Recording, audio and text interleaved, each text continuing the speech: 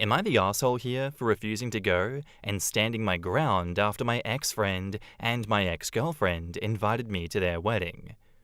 Believe me, I'm still confused and I don't get why I'm so important in this story. I mean, it's an old story that I thought was past and buried, but apparently not. So when my daughter, Sophie, she isn't mine biologically because she's the daughter of my best friend who died of cancer and her mother disappeared out of nowhere and never showed up, was 3, I was with an old ex of mine, Clara. After only 1 month of our relationship, I caught Clara cheating on me with a friend of mine.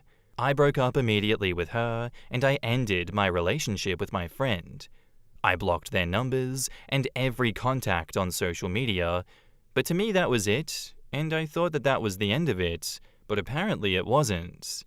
For years, they tried to make peace, but I always refused rudely and aggressively because that pain and anger was always there. But now this just happened, and it's making me question what kind of weirdo I was with for a month. At that time, she was one of those people who believed in karma, luck, and all of that mystic stuff, but I never realized just how much. Well, a few hours ago, I received a text from Clara inviting me to their wedding.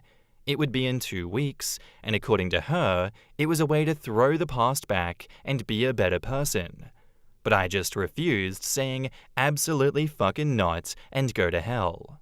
I genuinely thought that my reply was clear and loud enough, but apparently it wasn't, and started a whole circus of drama and ridiculousness that is just nonsense to me.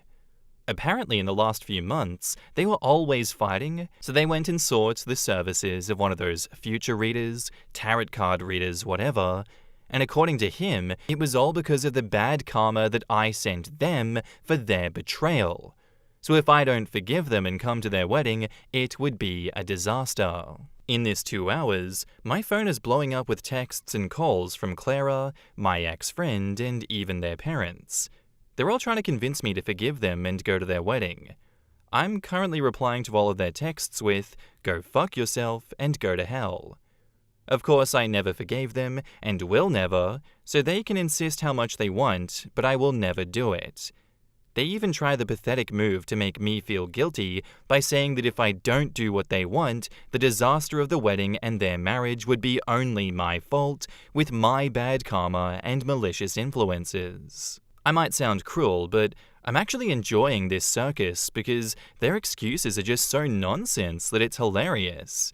They didn't try it with my parents or our friends because they know what happened and they would never help them.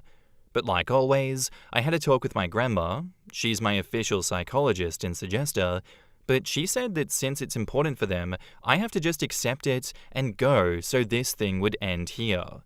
To her, I must fake to forgive them, but go to the wedding anyway, so all of this pathetic story ends. But I don't know. So I'm here asking you for your opinion. Am I the asshole here for refusing to be a part of this nonsense, or should I just accept it so it would end once and forever, even if I would never forgive them for real? In the comments, Calic Mac says, "It would be ludicrous to attend this wedding, not the asshole. They're trying to get you to go so everyone sees you there and assumes that you approve of them fucking you over with their lies and cheating. They don't want you there as guests, because guests get a real invitation to a wedding, not a text message, with RSVP, and it's usually months before the time. Even the most backyard wedding that is not a shotgun wedding has the invitations with quite some time before. Absolutely do not go. They're feeling guilty, and they're trying to make you the bad guy to avoid full accountability. Not your monkeys, not your circus, or not your chair, not your problem, if millennial. If you know, you know. Also to add, just block them again. As entertaining as it may be, it's better to look towards a peaceful life than that of drama, and that's all these types of people will bring to you.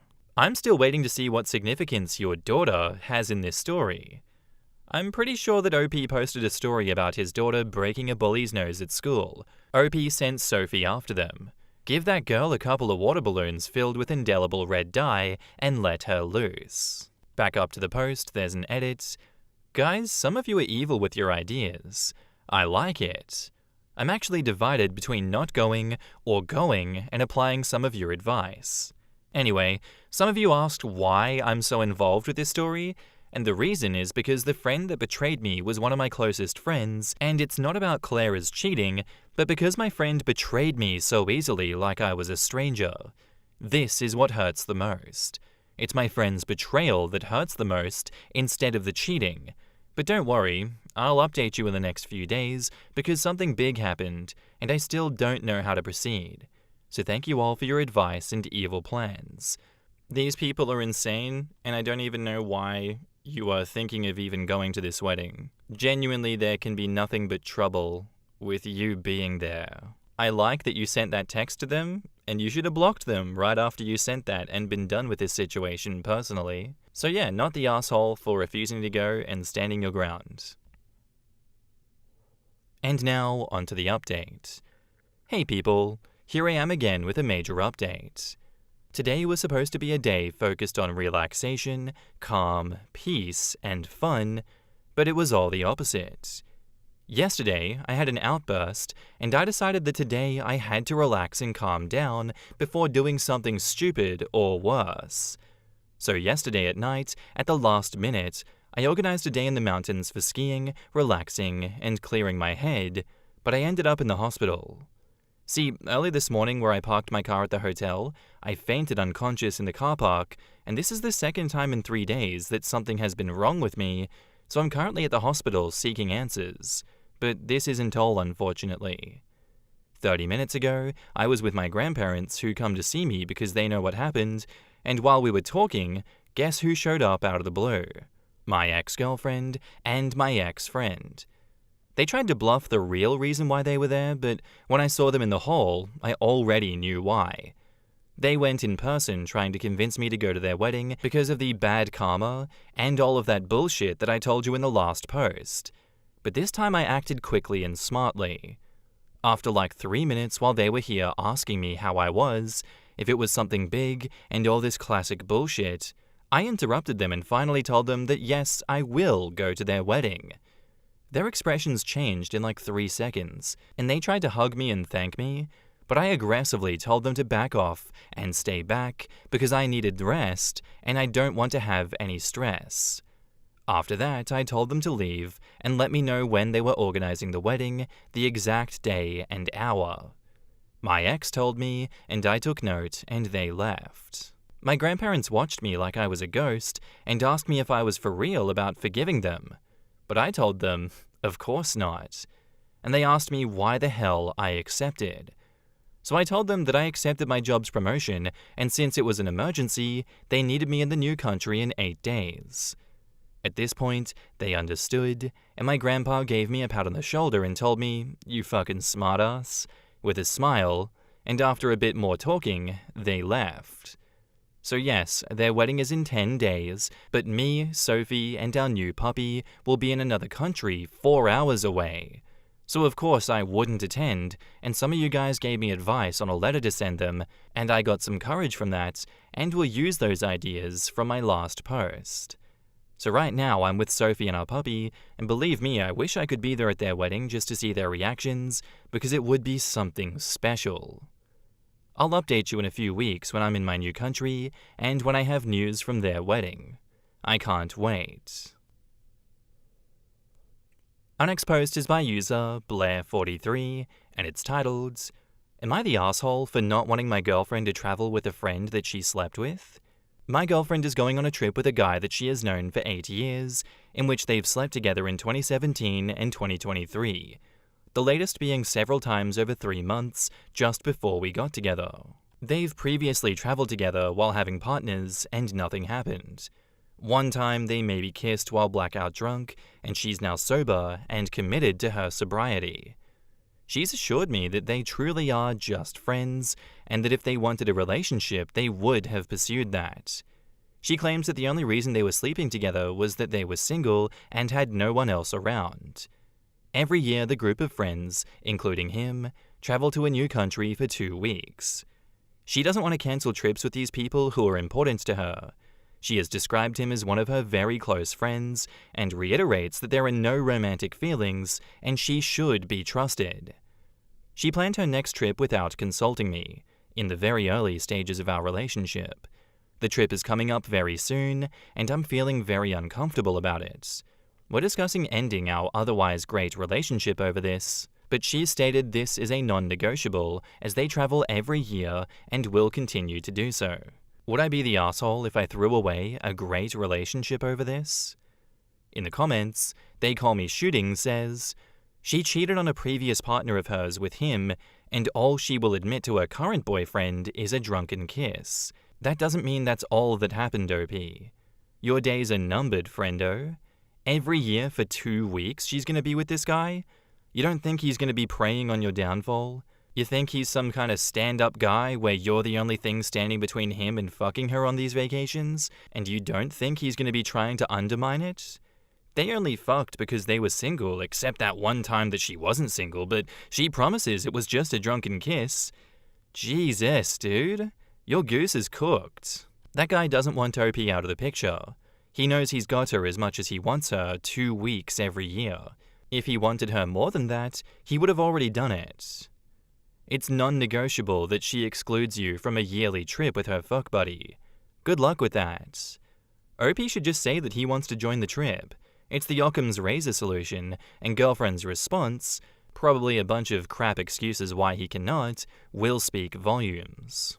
Yeah, her prioritizing him over you, I don't know. He's been a friends with benefits for how long now? Like, how many years? And she has to go on this vacation with him? Brother, just end it and find a better relationship. Just assume the worst, accept it as it is, mourn the death of the relationship and move on. It's not worth the drama. Not the asshole and get out of there. And now, on to the update. So this was a while ago.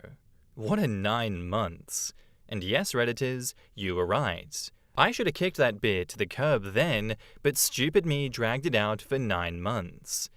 Firstly, a bit of context. None of us are from the same country, or even live in our countries. We're a pretty international bunch, so lots of travel is normal. We all travel about 6 times a year, and also work abroad in international roles. Niche, yes. So her and Friends with Benefits did their little tradition trip, and I agreed on the compromise that this was the last one, and that she would take a step back from him after. While she was on said trip with said Friends with Benefits, I moved to Australia and set up our housing/car, etc., and got a job. We had been traveling together for 6 months before that, and my last post was from on the road, in the Maldives. So she arrived in Australia and announced that I need to get over my insecurities, but she will take a communication break from him for a while to allow our relationship to have a chance. We were happily living our new life for a couple of months when I saw a notification from her phone from him. So her idea of a communication break was no DMs, but they still chatted regularly in an old group chat. They were swiping each other's names and replying. Yet she couldn't comprehend that this was a communication break because it was the group chat, so didn't count. I should have walked then, but I'm a dumbass who gave her another chance. But I doubled down and said that I want this guy out of your life if we will have a chance. Or if you need him, that's fine, but I will leave. She again agreed until it turns out that she didn't like my ultimatum, so messaged him anyway as an act of defiance. Those were her words. I finally walked. Only a year too late. Currently working on my anxious attachment and why I put up with this shit. In the comments, Own Writing says, always judge people by their actions, not their excuses or promises. She is not in love with you or committed to a long-term relationship with you. OP says, also a little more context. She cheated on her ex multiple times, but demanded that I unconditionally trust her with this new guy. Damn, bro. Sorry you dealt with that blatant disrespect. OP says, yeah, man, and then gaslit that I was insecure. Ghost of Tommyknocker replies, you are insecure. It is insecurity that kept you in the relationship for so long. Not exactly what she claimed, is it? You were absolutely right to walk away. And speaking as a recovering people pleaser, it's definitely the right thing to do to work on yourself for a while before diving into new relationships in the future. It'll benefit both you and your future relationships. Give yourself permission to trust yourself. This is the kind of woman who would rationalize fucking him because there's no love or attraction there, but she really loves you, so the sex means more. I would bet cold hard cash they banged on that trip and will bang every time they get together. It took you a while, but you did the right thing. And OP says, yeah, I struggled with that one. I don't love him, it's just sex, but I love you, blah blah blah.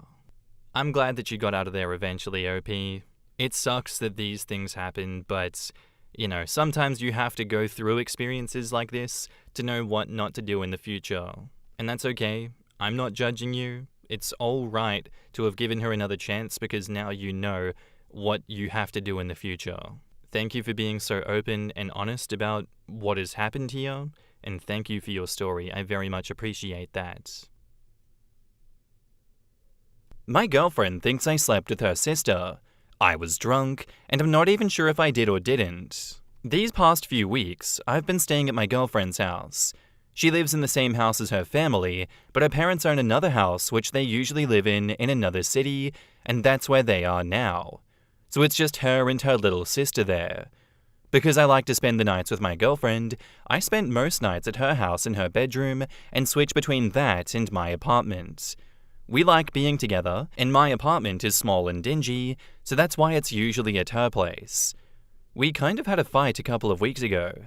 She went out to a party with her friends and said she wouldn't be that long. I stayed up all night waiting for her, but she didn't come back until the next morning.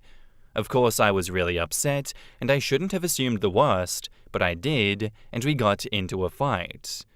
The same thing happened last night, and she promised this time she would just be a few hours.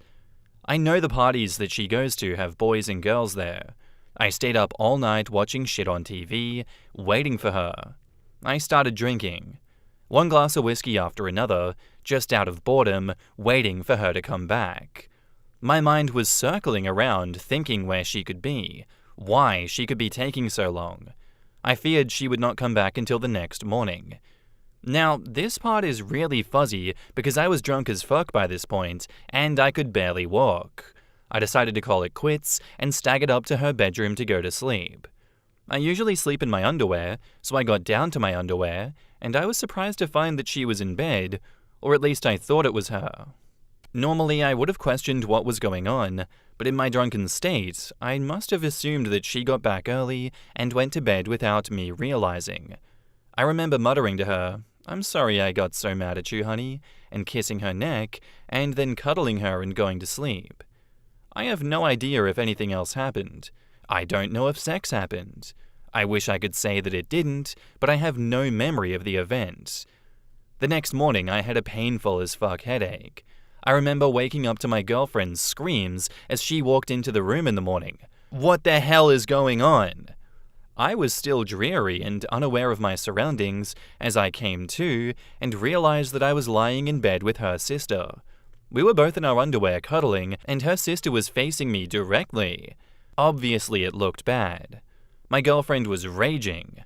I tried to explain, but the scene itself was incriminating enough. She told me to get out of the house, and she kicked her sister out as well. I have no idea where she went. I was in such an awful state, and my headache was so bad, I barely had any idea what was going on. Painfully, I went back to my home where I've been all day. I've been trying to call my girlfriend, and I have not been able to reach her. She's not been responding to any calls.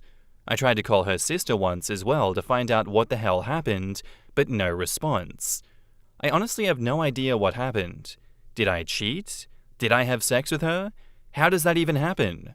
I know for certain that I kissed her neck, but I thought it was her. I didn't know that it was her sister. Why the hell would she be in her bed? Why didn't she say or do anything? Why was she cuddling me in the morning? What can I do? How can I find out what happened, or at least convince my girlfriend that I didn't cheat, even though I don't even know if I did or didn't? In the comments, no matter how much explaining you do, she will never get over this. Time to move on and learn how to drink responsibly. OP replies, "You're telling me. I don't even normally drink that much. I guess I was just feeling abnormally depressed, and I was trying to soothe my worries and fears. I don't know if I have an alcohol problem, but I would be happy to go to Alcoholics Anonymous or any form of rehab if that helps. Axe Bosch replies, to my way of thinking, you don't have an alcohol problem, you just aren't aware of your limits and effed up. Learn from it and don't do it again. If a pattern develops where you start drinking to black out as a way of handling situations, spoiler, this is a bad way of handling situations, then something is more seriously wrong and you should look at more serious steps. Having one episode where you drink too much doesn't make you an alcoholic or in need of therapy. Dude, you were raped. Don't let anyone blame you. Also, get a drug test done. I don't know enough about this to give you specific advice, but you may want to go to the hospital and see if there are any other tests to get done. Edit. Jesus Christ. I just scrolled through the rest of the thread and it's entirely textbook victim blaming. People are accusing him of lying, of staging this thread to win over his significant other, and of having a drinking problem. We should always assume here that our OPs are telling the truth. What's the point of an advice subreddit that does not give advice? We aren't here to judge, just to help. With that in mind, let's give advice that's actually helpful, because it's 100% reasonable that if you're drunk and in your significant other's bed late at night in the dark, you might confuse their sister for them. The girl raped him because he did not consent to have sex with the sister.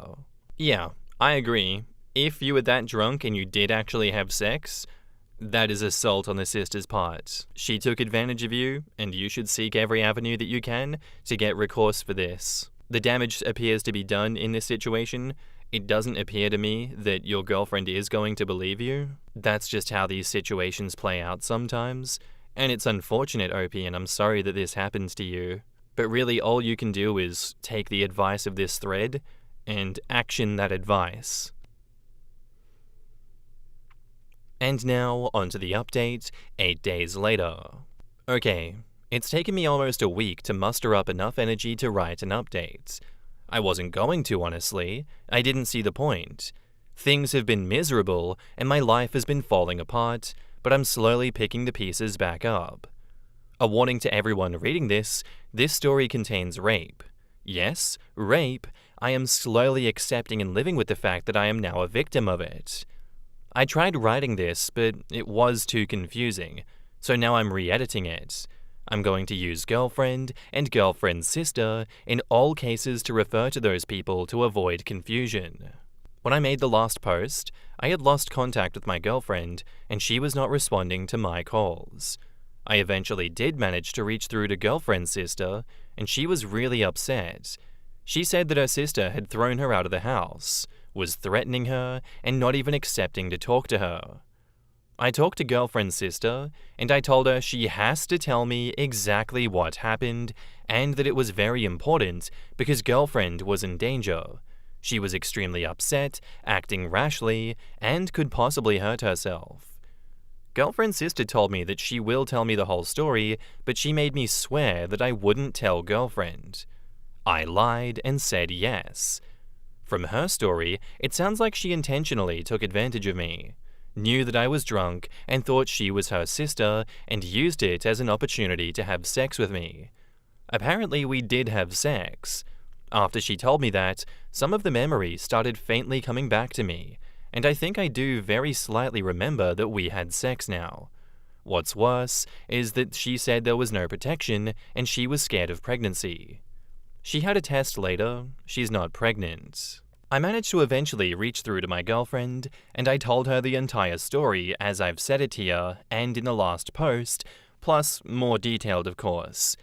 I told her everything girlfriend's sister had told me. Girlfriend was disgusted that this had happened and completely shocked, but she believed me, and she was very apologetic for accusing me of cheating. She told me that I had been raped and that it's not something that I can just brush off. I told her that I didn't feel traumatized or anything by it, but agreed that what happened was rape. Girlfriend became even more furious at girlfriend's sister for raping her boyfriend. She told her to get out of the house, and she hasn't been back in the house since. Girlfriend has swore that she will never ever talk to her again, and from her fury, it sounds like she will live up to it. She hasn't spoken to her since. We've talked about what happened extensively, and I won't get into details here, but she has been extremely supportive of me because I was taken advantage of. She suggested that I go to counseling services or something, but I insisted that I don't need them. The whole situation was extremely strange and horrific. It feels weird to be a victim of rape.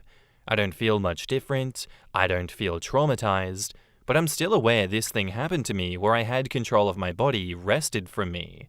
It's a strange feeling. In the comments, the same girlfriend who was going out to parties, saying she'll be home, and not showing up until the next morning?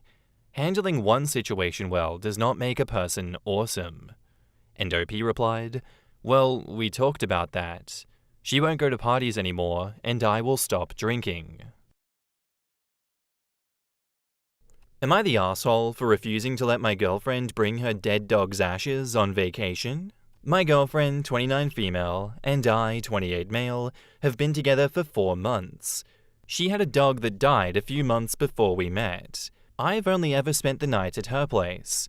I live with my sister and her 2 kids, so it's a little bit chaotic at my place. Girlfriend has a small, 2 to 3 inches tall urn on her bedside table with the dog's ashes. Before she turns off her lamp to go to sleep, she always gives it a little tap on the top and says, "Good night," as though she's talking to the dog.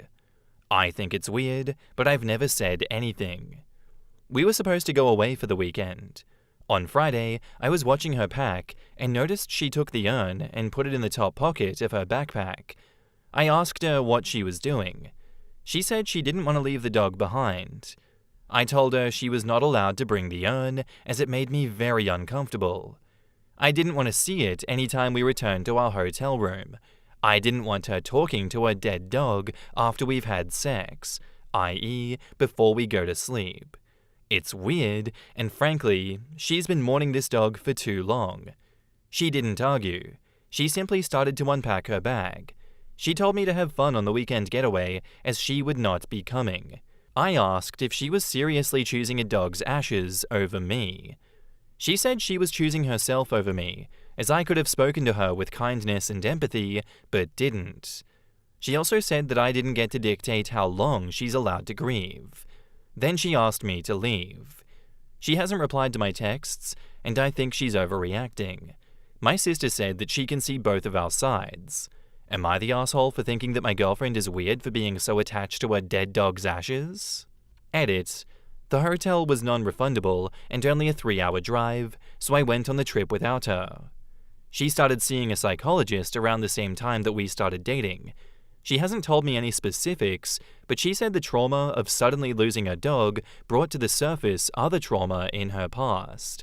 This is why I think she's been mourning for too long. She's still attached to the dog, even after seeing a professional on a regular basis for several months. In the comments, Crimson Knight says, "She didn't argue. She simply started to unpack her bag, yada yada, then she asked me to leave. Your girlfriend, well, ex-girlfriend most likely, sounds amazing. I wish she was my friend because she sounds like an awesome person to know. Sounds like you lost that privilege by being an asshole. You're the asshole." Everything she said was 1000% correct. I don't even have anything to add because she spoke for herself so clearly. The fact that you still don't get it shows that you have a fundamental problem actually hearing her. Read and reread what she said until you get it. Edit. You do realize your second edit makes it worse, right? She's working with a psychologist. She's going at a pace that is healthy and comfortable for her, and she has a professional to help her with that. You don't get to decide what is too long for anyone else's trauma or grief. How dare you think otherwise? If you can't keep yourself from butting into her personal affairs like this, then you aren't ready for a real relationship. This. Girlfriend was totally right that she was choosing herself over him, as she should have. What an asshole. A simple compromise would be, hey, can I get you a necklace so that you can take a small part of him everywhere, etc., so you don't have to take the whole urn and everything. The only thing that I would add for sure is that she isn't going to grieve this relationship for as long as her beloved pet. Bruja Toxica says, "You aren't the asshole, and I think it's really weird to travel with ashes. You dodged a bullet in my opinion. You could have used nicer words though. And OP replies, I don't think I dodged a bullet. She's a wonderful woman, I just didn't want to remind her of a dead dog while we were supposed to have a fun and relaxing time. And Wow Lovely says, everything she said to you was true and correct, and in fact, very admirable communication and self-respect on her part. Why do you care so much? When my soul dog passes, I have no idea how I'll behave, but if giving his remains a little good night every night helps me get through, then I will be doing that. I'll do that until the day that I die if I fucking want to. Get a grip. People are so extremely weird around grief, and it honestly makes me sad. And people, no, not like your girlfriend people like you telling others how to grieve when they're not harming themselves or others. Also, edit to add, you've been in her life for a couple months. I venture to guess that her dog has been in her life for at least a few years. And given her age, I'm also assuming that the dog was with her through some very formative moments in her life. How dare you come in and expect her to stop her connection, earthside or not, with something that has been in her life way longer than you have? OP replies, she only had the dog for a few years. Anybody answering replies, and she's had you for 4 months. Dog has seniority. Man, I don't even have anything else to add on this one. I just loved these comments. I feel like they're taking the words right out of my mouth. I don't know why OP is coming and being so brutally honest with us about the severity of the situation, but I very much appreciate it. This is the kind of energy I needed today. I needed someone to just be an overt asshole, cause thank you. Thank you for not hiding it. This is great. And now, onto the update 3 days later. Update, and I'm sure this will make a lot of you happy. I get it. I'm an asshole. I texted my girlfriend to say that I'm sorry for how I spoke to her and for dismissing her feelings. It was wrong. I also said that I would like to apologize in person and offered to bring over her favorite takeout. She said, all good, don't worry about an in-person apology. I gathered the things that you've left at my house. Let me know when you would like to come pick them up. I'm hoping she'll hear me out when I go to her place. Edit 3. To those of you DMing me who think I'm not the asshole but won't post a public comment due to the risk of being downvoted, please stop. That is cowardly. To those saying that my girlfriend is a lunatic, a sociopath, unhinged, a trauma dumper, has endless emotional baggage, in need of a mental institution, etc., please stop that too. While myself and others may not understand what she's going through, that doesn't automatically make her mentally unstable. She has a good heart and a good head on her shoulders. Name-calling is unnecessary and borderline crueler than I was. Final update. I shared this post with her, thinking that it might help her see that I was wrong and am owning it, and maybe it would open the door to discussion. That blew up in my face. I probably should have deleted some of the questionable comments that I made in this thread. She texted to say, your things are now in a garbage bag on the porch. Pick them up sooner than later so they aren't stolen. Goodbye, OP. Please respect my wishes and don't text me anymore. And here are some of OP's quality comments. I didn't realize that it was still a touchy subject for her. Certainly not something to break up over. What the fuck? Bro was born yesterday, that's for sure. I get that now. I was merely trying to explain why I thought our fun weekend plan ranked higher than an urn.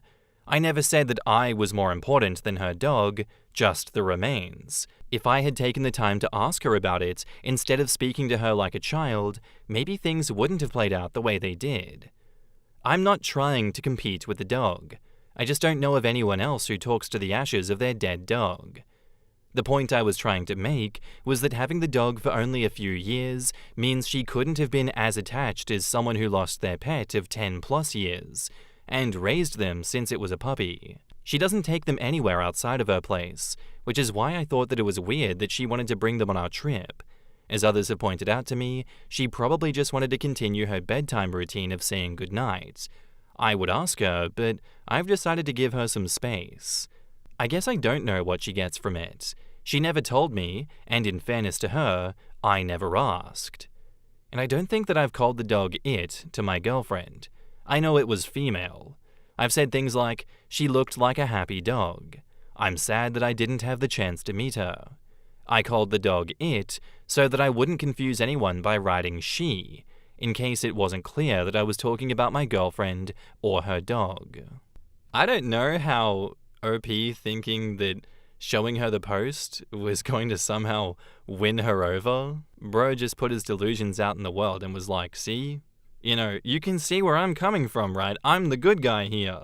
Or, I realized I made a mistake. We can fix this. Like, come on, man. You didn't realize it was such a touchy subject, and you don't think it was one to break up over? You cannot be serious. You genuinely cannot be serious when you say something like that. Take this as a lesson. Stop showing people the Reddit posts. More often than not, it's not going to work out the way that you think. And if anything, your actions have shown that you have no actual empathy towards her feelings in general. Do you actually care about this person?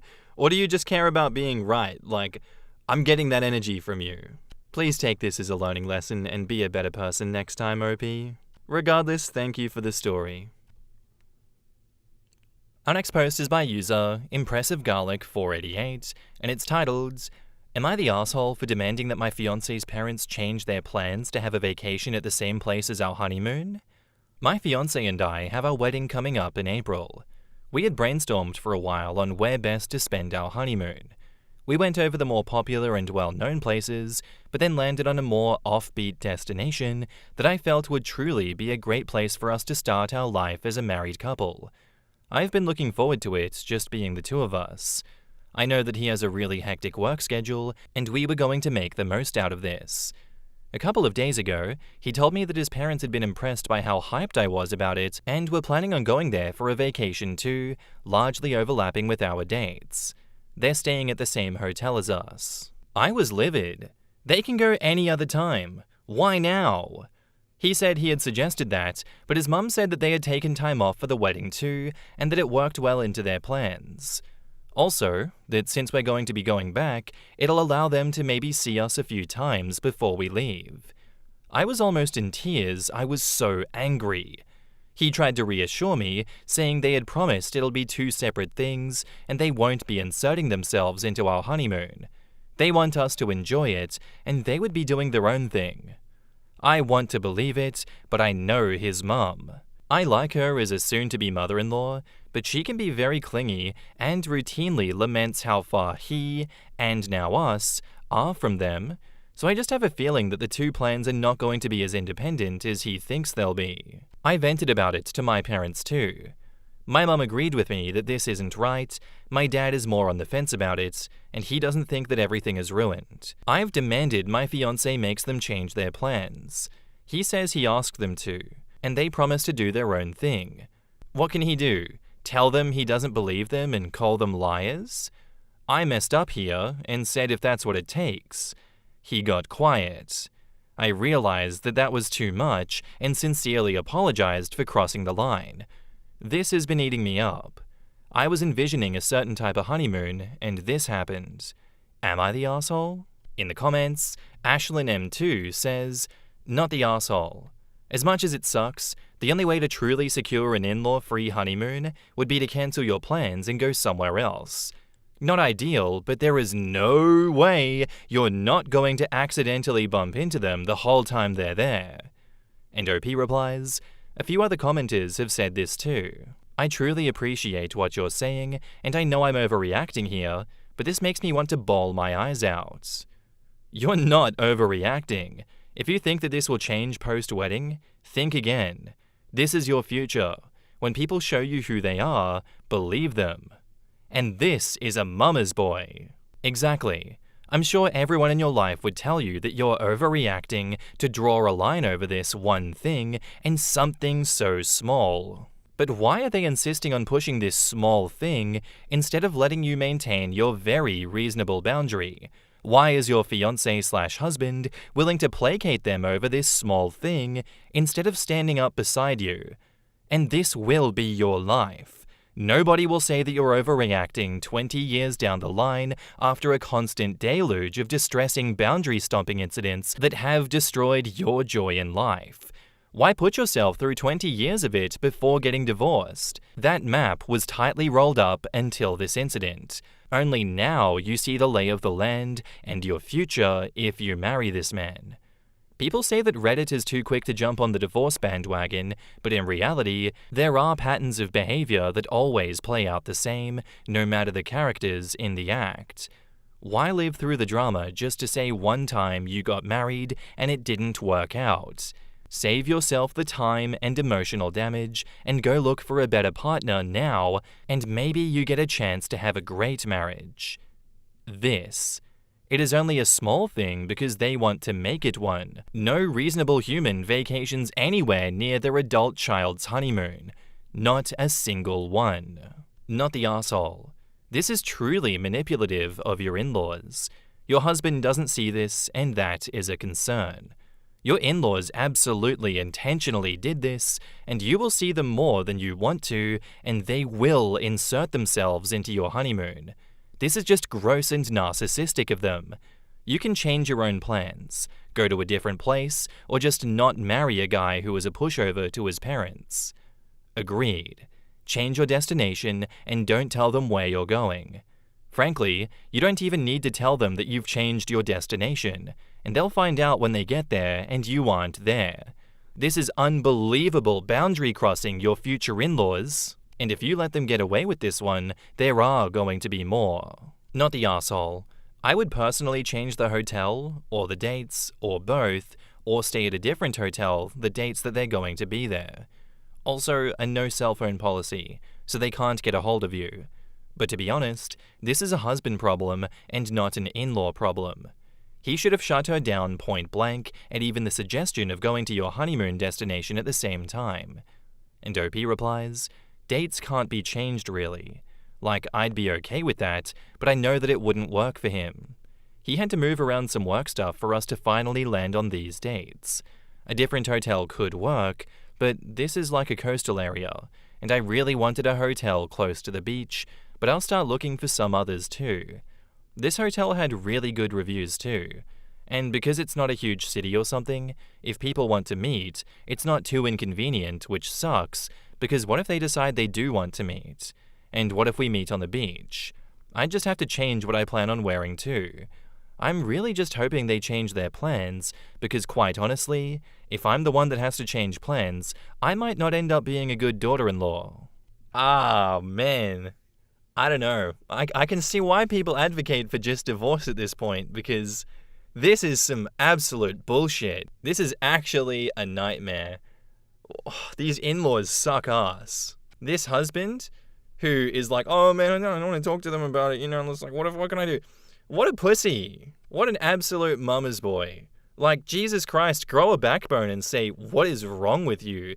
Jesus boundary stomping Christ. Holy boundary stomping Batman. Cancel it right now. You two psychos, cancel your plans. You're not invited to my honeymoon, and you're not going to be gate crashing it. Your honeymoon is not a vacation. This is a power trip. This is gross. Either get those two to change their holiday plans, or change your relationship status with this guy. I think this is a hill to die on. And now, onto the update. Hi, thank you for the advice in the original post. I thought over this more, and I was heartened by the response here because I thought that I was the one being over the top about this. But I saw that most people agreed that what they're doing isn't right. I really didn't want to change plans, so I planned to talk to him again, speaking respectfully about his parents, but firm, because last time I had gone over the line a bit, which had derailed our conversation. We met yesterday after work.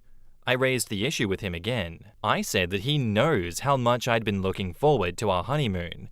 I only plan on having it once, and his parents being there will ruin it for the both of us. I also said that I didn't want to change anything about it, not the hotel or the destination, it just wasn't fair.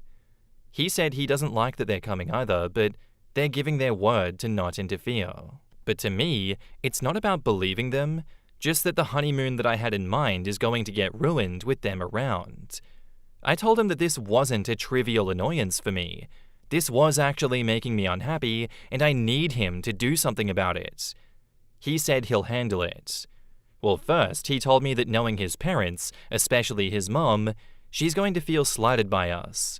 We're going to be living a 3-hour flight away from them, so it's not like we're going to see them too often, but he said he just wanted me to know that that was going to happen. I said that I'm fine with that. Probably could have been more tactful, but he found it amusing. He said he'll handle it, so I waited. Last night, he told me that his parents were cancelling their plan. I asked him how it went, and he said that it went fine. They said that it would be 2 separate plans, but he told them that their plan was becoming a problem and asked them to change their plan as it would mean a lot to him. So they did. They hadn't booked tickets yet, but they're looking into either getting a refund on their hotel reservations or my fiancé suggested delaying it to some time later in the future. I told him that I was sorry that he had been put in this position, but I was so happy about it. I started tearing up too. This had just been bearing on me so heavily, and I was so glad that it was back to the way that I have it in my mind.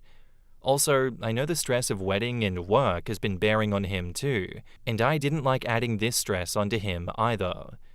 He said that it was a very short and simple convo with his parents. I thought there would be a big argument because they hadn't been swayed previously. My parents were also really happy for me. My dad thinks that it wouldn't hurt to call my mother-in-law and just apologize for what happened, not in a "I'm sorry I did this" way, but more of a "I'm sorry this happened" way. My mum thinks there's no need. My fiancé thinks it's up to me.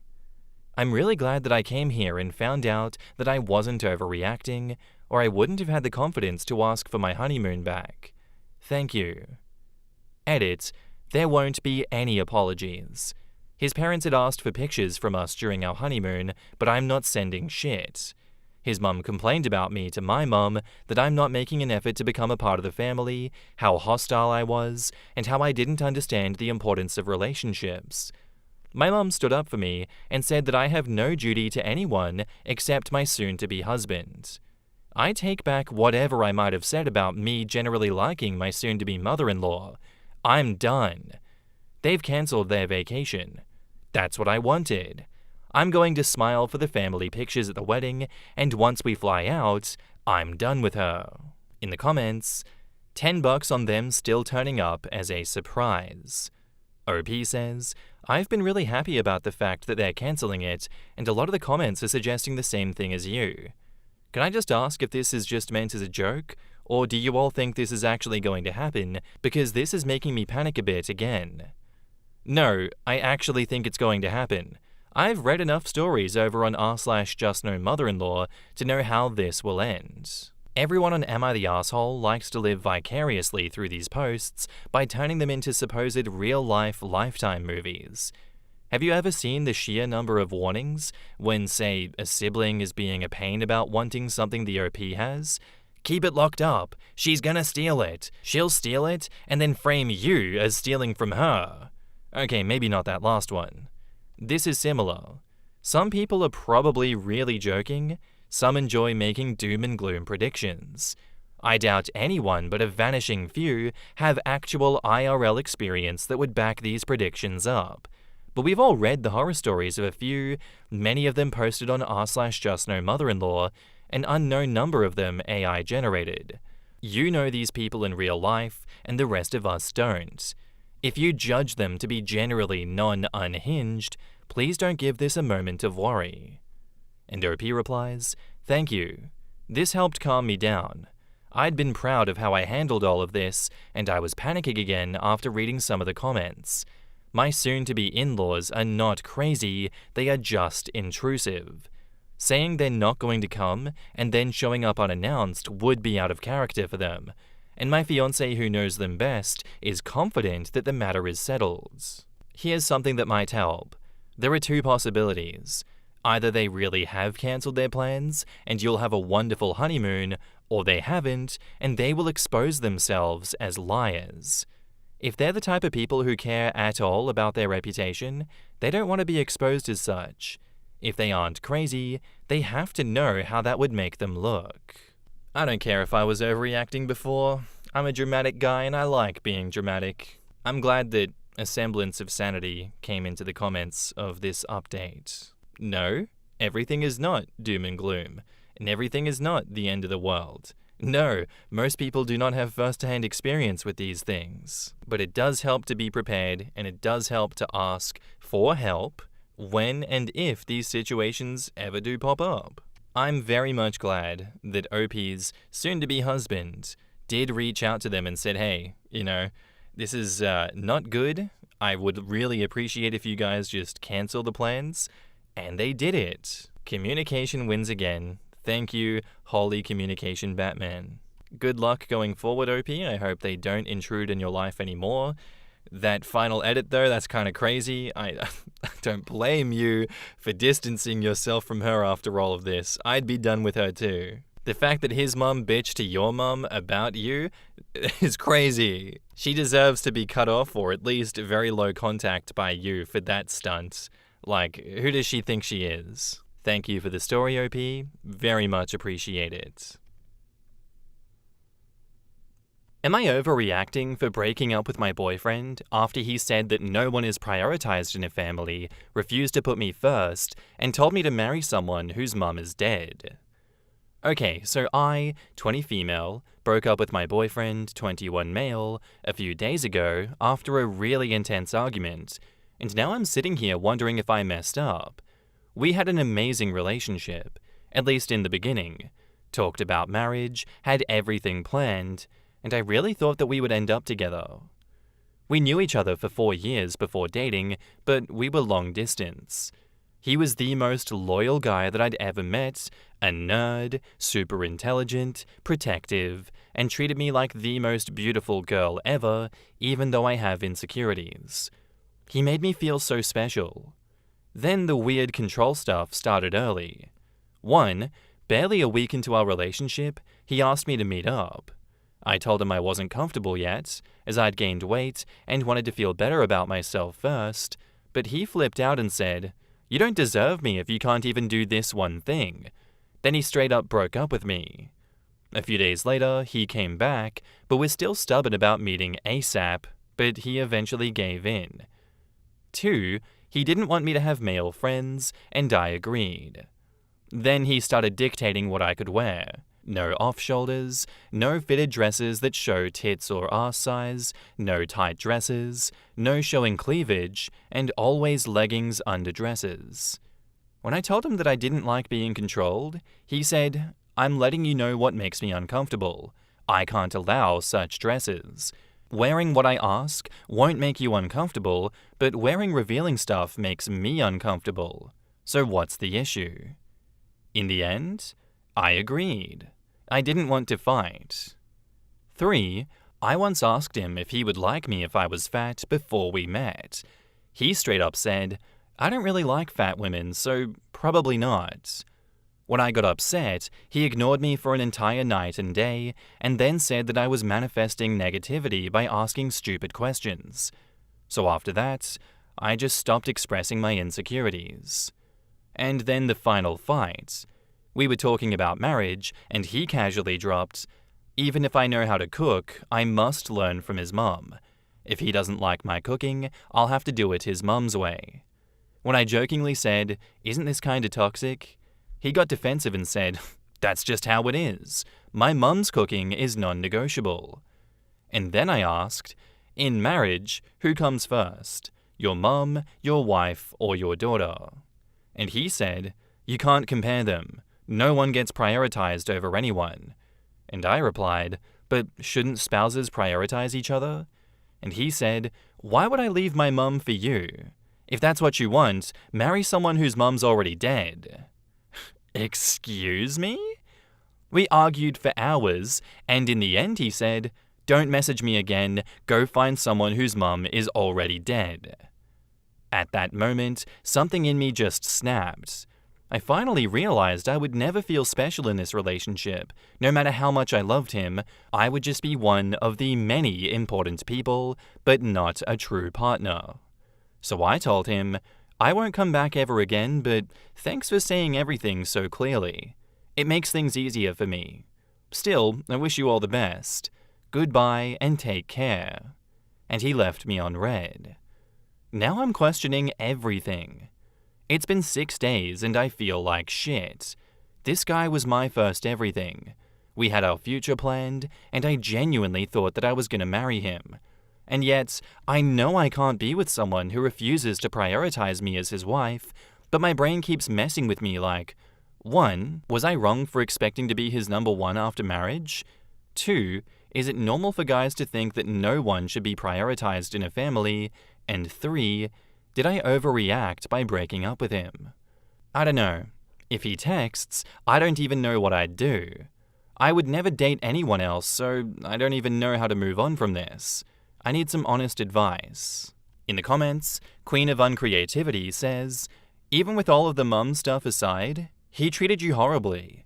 This is your first relationship, and once you start to get over him, you'll realize just how toxic he was and how much better you deserve.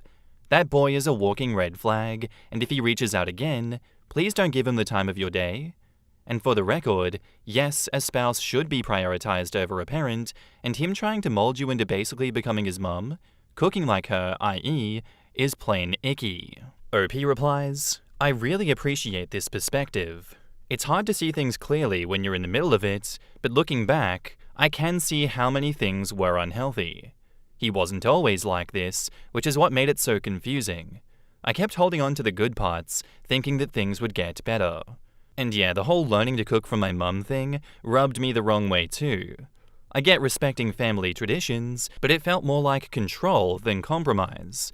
I know moving on will take time, but comments like yours help me see things more clearly.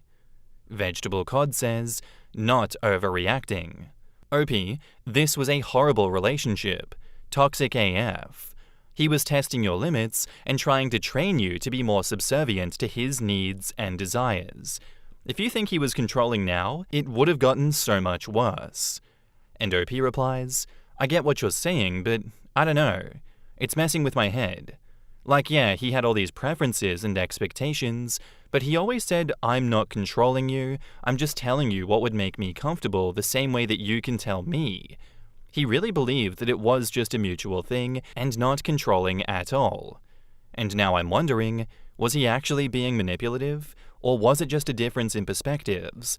Like if he was okay with me asking for things too, was it really that bad? Or was I just being too sensitive? Emerald Beam replies, when do your preferences and expectations get the same amount of weight? Do you get to dictate what he wears, what he looks like, what he cooks? Will he cook food the way that you like it? That's how you know this is a control issue and not a preferences issue.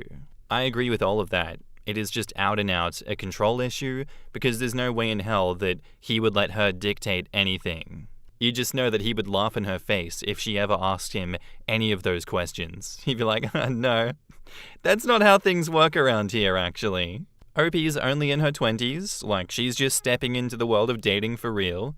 I think she should get some therapy to kind of break this all down and understand what happened and how to avoid it in the future, if that is what she would like to do, because there definitely, to me, appears to be some self-esteem issues. But I guess if she does have friends, rally around them, have a community to help you out, and cut this guy off so fast. Do not talk to this man ever again. He is never going to be good news. You are not overreacting for breaking up with him over this. That's for damn sure. And now, onto the update, 2 weeks later. Hey y'all, back with an update. First off, thank you to everyone who commented on my last post. I was feeling so lost, but reading your responses honestly reassured me that I wasn't crazy. A lot of you were so kind, supportive, and gave solid advice, and I really appreciate that. Even the tough love helped me see things more clearly, so yeah, big thanks to this community. Now, on to the update. Quick recap for those who missed the first post. I'm gonna read it because it's kinda relevant. She adds new details. My ex wanted me to cook like his mum. When we were talking about marriage, he told me that even if I knew how to cook, I'd have to relearn everything his mum's way because that's just how it is. I asked him, in marriage, who comes first, your wife, your mum, or your daughter? Instead of answering, he got pissed and said, if that's what you want, then go marry someone whose mum is already dead. We argued for hours, and in the end, he basically told me to leave if I didn't like it, so I did. After that, I went full no contact, and for the first 12 days, he did nothing. No texts, no indirects, nothing. Just silence. Then suddenly, he sent a message and deleted it before I could read it, and then after that, he liked my Insta story, which was just me looking happy. And yesterday, he changed his DP to an old photo, the one he knew was my favorite, and then a mutual friend sent me a screenshot of a WhatsApp status that he posted that said, "Girls who don't want to live with their in-laws should find a groom in an orphanage, not in a family." Now, mutual friends are saying that he has a point, that if I wanted to be a priority, I should have just married an orphan, and honestly, I'm confused. For the record, I never said that I wouldn't live with his in-laws. I never told him to abandon his mum. I just asked a simple question about priorities, and somehow this turned into the biggest fight of our relationship. The actual words that I said were, "A man is supposed to love and respect his mother, right? That's okay, just like a woman loves and respects her parents. But once they get married, their spouse becomes their main responsibility and priority, right? A mother will always hold an important place, but just like a daughter becomes her husband's responsibility, isn't it the same for a son? So tell me, in an important situation, who comes first? Your mother, your wife, or your daughter?" That's it. That was my crime. And now I feel like everyone's making me out to be the bad guy for even asking, like I was being unreasonable, like I disrespected his mum or something. I won't lie, this whole thing has been hard. I miss him, and a part of me wonders if I should have handled things differently. Maybe I should have just let it go. Maybe I overreacted. I don't know. I feel so anxious about it all. So was I actually wrong? Was I expecting too much by wanting to be a priority in my own marriage? Should I have just handled this differently? Should I apologize? I feel like I'm losing my mind here. What do y'all think? In the comments, Bert Heston says, "He told me that even if I knew how to cook, I would have to relearn everything his mum's way because that's just how it is." That's enough stupidity to justify your decision. He can learn himself to cook like his mum so that he can enjoy his meals as a single man. And OP replies, "Right? That's like why I even asked that question in the first place. It wasn't just about cooking, it was the whole mindset behind it. Like, why assume your mum's way is automatically perfect without even giving mine a chance? And if in the future, me and his mum disagreed on something, would he just blindly take her side? That's what I was trying to understand. But now he's telling our mutual friends that he only said the cooking thing because he was upset and that he didn't actually mean it that way. And I overreacted, yet at the same time, he's still out there posting about how what I said about priority was unacceptable and that he was right all along. So which is it, dude? And the worst part? Everyone is acting like I'm the bad guy for leaving such a good man. Like, sorry I didn't want to be treated like some secondary character in my own marriage. I don't know, the whole thing just has me so anxious. It's wild how people will justify anything as long as the guy seems nice enough. Measurement Double says, "If you're not even allowed to make your own decisions about how to cook, I guarantee, if you have kids, his mother and him will have a bigger say in how to raise them than you do. Walk away." People outside of a relationship tend to think that if a man is okay, then keep him because he will be some kind of precious diamond. It's stupid, and you're totally right to wonder about his priorities. The incident with the cooking is telling, and it reveals how his unconscious works. His mother represents perfection, and you will never reach her level in his eyes. Don't listen to people who are trying to make you feel guilty. Stay focused on how you feel about him trying to change you, which is bad in my opinion. Forget him. He's just trying to control the narrative, since he couldn't control you anymore. You are not his mother, you are you. Tell him if he wanted to be with someone exactly like his mother, then marry his bloody mother. OP replies, "Right? That's exactly what it feels like. The second he realized I wasn't just gonna nod and agree with everything, suddenly I'm the villain, and now he's spinning this whole she wanted to be above my mum narrative to tell everyone when all I did was ask a simple question, and honestly, the way he's acting, it really does feel like he just wants to marry his mum at this point. Like, dude, Go ahead, cook with her, live with her, take life advice from her 24/7. What do you even need a wife for? And the worst part? I never even said anything rude. Not once. I know that wasn't right, and I was always careful with my words. Meanwhile, he literally told me to go find someone whose mum is dead. Like what? And yet I'm the one getting judged? Everyone's acting like I was crazy for even asking the question, and now I just feel so anxious. Like maybe I really was the problem. It's honestly messing with my head. And Difficult Twist replies, quit letting other immature individuals make you feel bad. You seem pretty mature for your age. You knew that something was wrong, trust your gut, and follow through. You did good. I've been with someone manipulative for a long time, and believe me, it only gets worse. OP, just block him and just stop engaging with everyone else. They'll forget about this if you stop engaging. And if it doesn't stop, just tell these people, I'm not talking about this anymore, please stop messaging me, I'm moving on, and if you don't, you're getting blocked as well. Like, please God, you are spinning your wheels and freaking out about something that you should not be freaking out about. Like, yes, I get it. Everyone gets it. What he was doing was wrong, and what he was saying was wrong. His actions are incredibly messed up. Everyone is acting like you're crazy for even asking questions, because they're not in the middle of it like you are. These people are wrong, and they are misguided.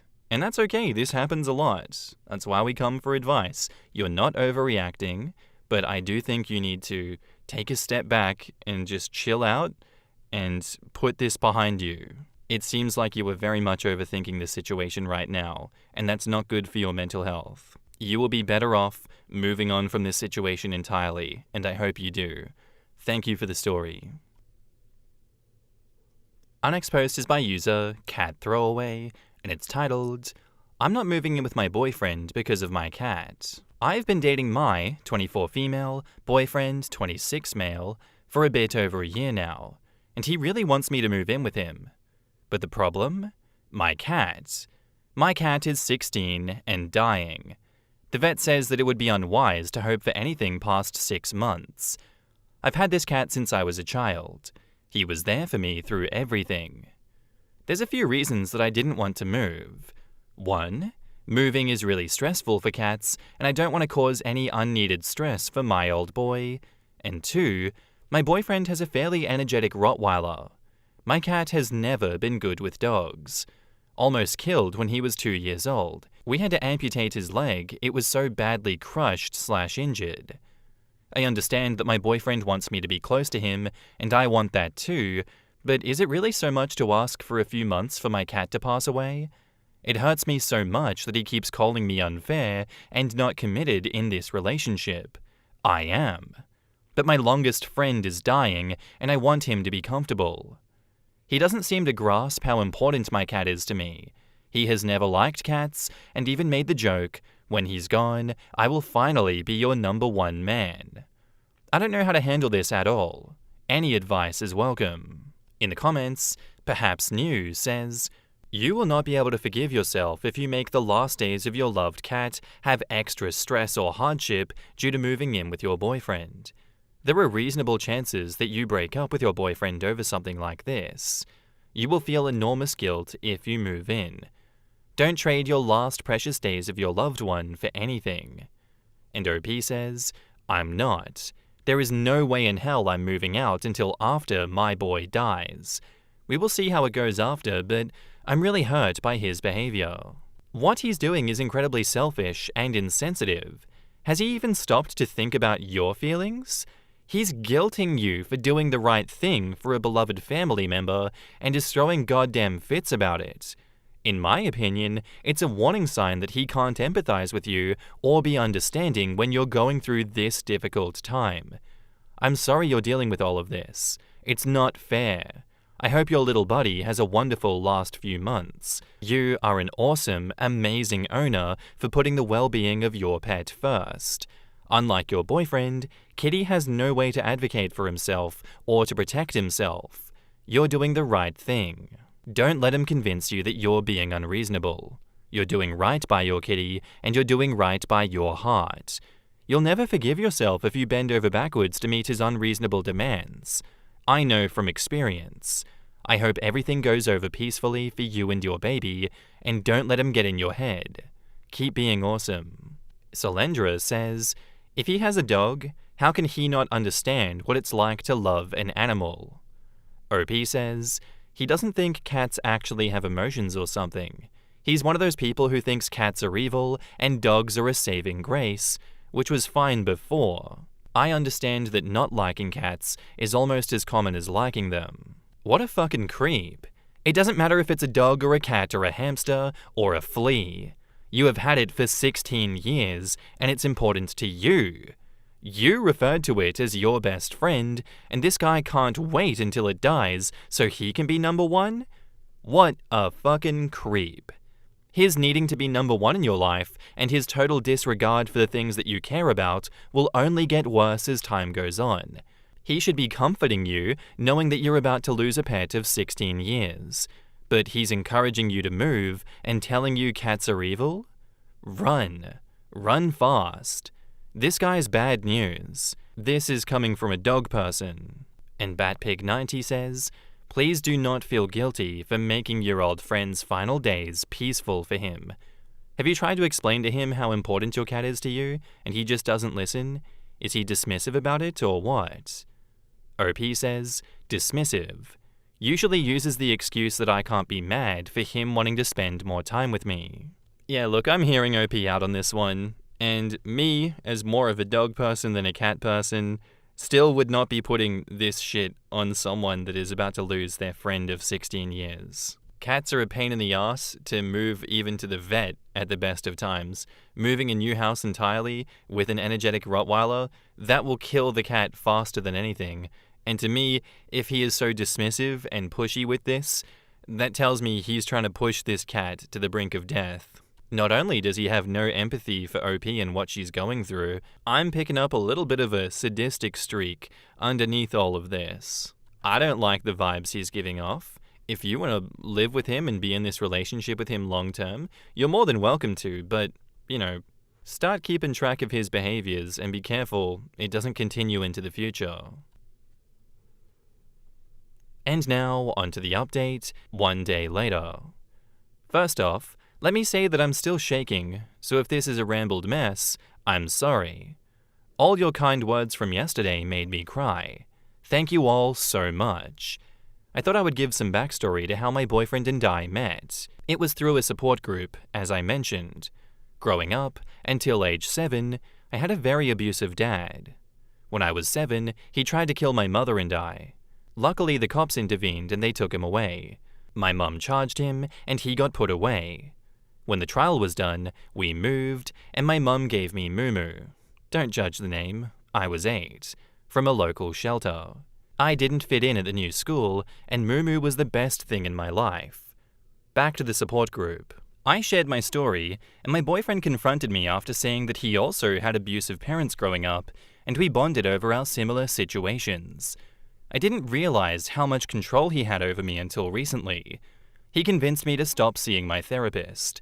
We also stopped going to group. He used to tell me what to wear, how to style my hair. It's very curly, and recently I've been straightening it because he would always say that it looked better. A few hours ago, I invited him over for lunch and a talk. Luckily, Mumu was in my room sleeping. I told him what you guys said, saying that if it was his dog, he would be upset. He blew up. He told me that wasn't the point. The point was I wasn't committed to him or didn't care about us. He started throwing things. A glass, some books that I had lying about, and some picture frames. It was terrifying. I've never seen him this angry before, and I just reverted back to what I used to do as a kid. Curl up, cover yourself as much as you can, and stay quiet. Bless my roommate, who came home during this fit. She had brought the security guard because as she was walking in, she heard the shouting and items breaking. My boyfriend was escorted out, and as he left, I just screamed, "Don't come back." I hope it sticks.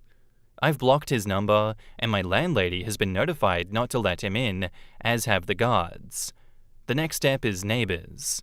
I don't really know what to do from here. I emailed my therapist, and hopefully she will let me come back. My mum's on the way over right now, and my roommate is with me too. I'm so terrified. I didn't realize how much control he had over me. I thought all his early behaviors was just because he had clingy issues from his own upbringing. I'm gonna go have a bath, relax, let my hair go curly again, and cuddle my baby. I'm really glad that Moo Moo was in my room. Thank you all for the help. I didn't think any of this was wrong until you guys brought it up. I still love him and feel bad for him. He had a shit upbringing too, and I'm sure he's messed up from it, but I'm gonna try to move on. After my cat dies, I'm gonna move out from this place, to somewhere he doesn't know about. Thank you all again. And edit, for everyone who wants to see Moo Moo, I don't want to be identified in case anyone I know or in the future know find this.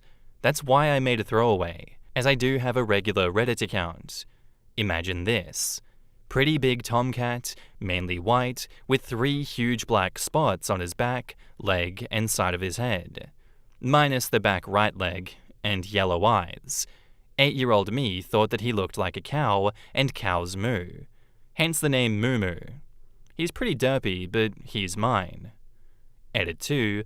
Moved to tears again by all of your comments. Thank you. I'm gonna log off this account now, and hopefully never have a reason to use it again. Thank you so much for the help. I love you all.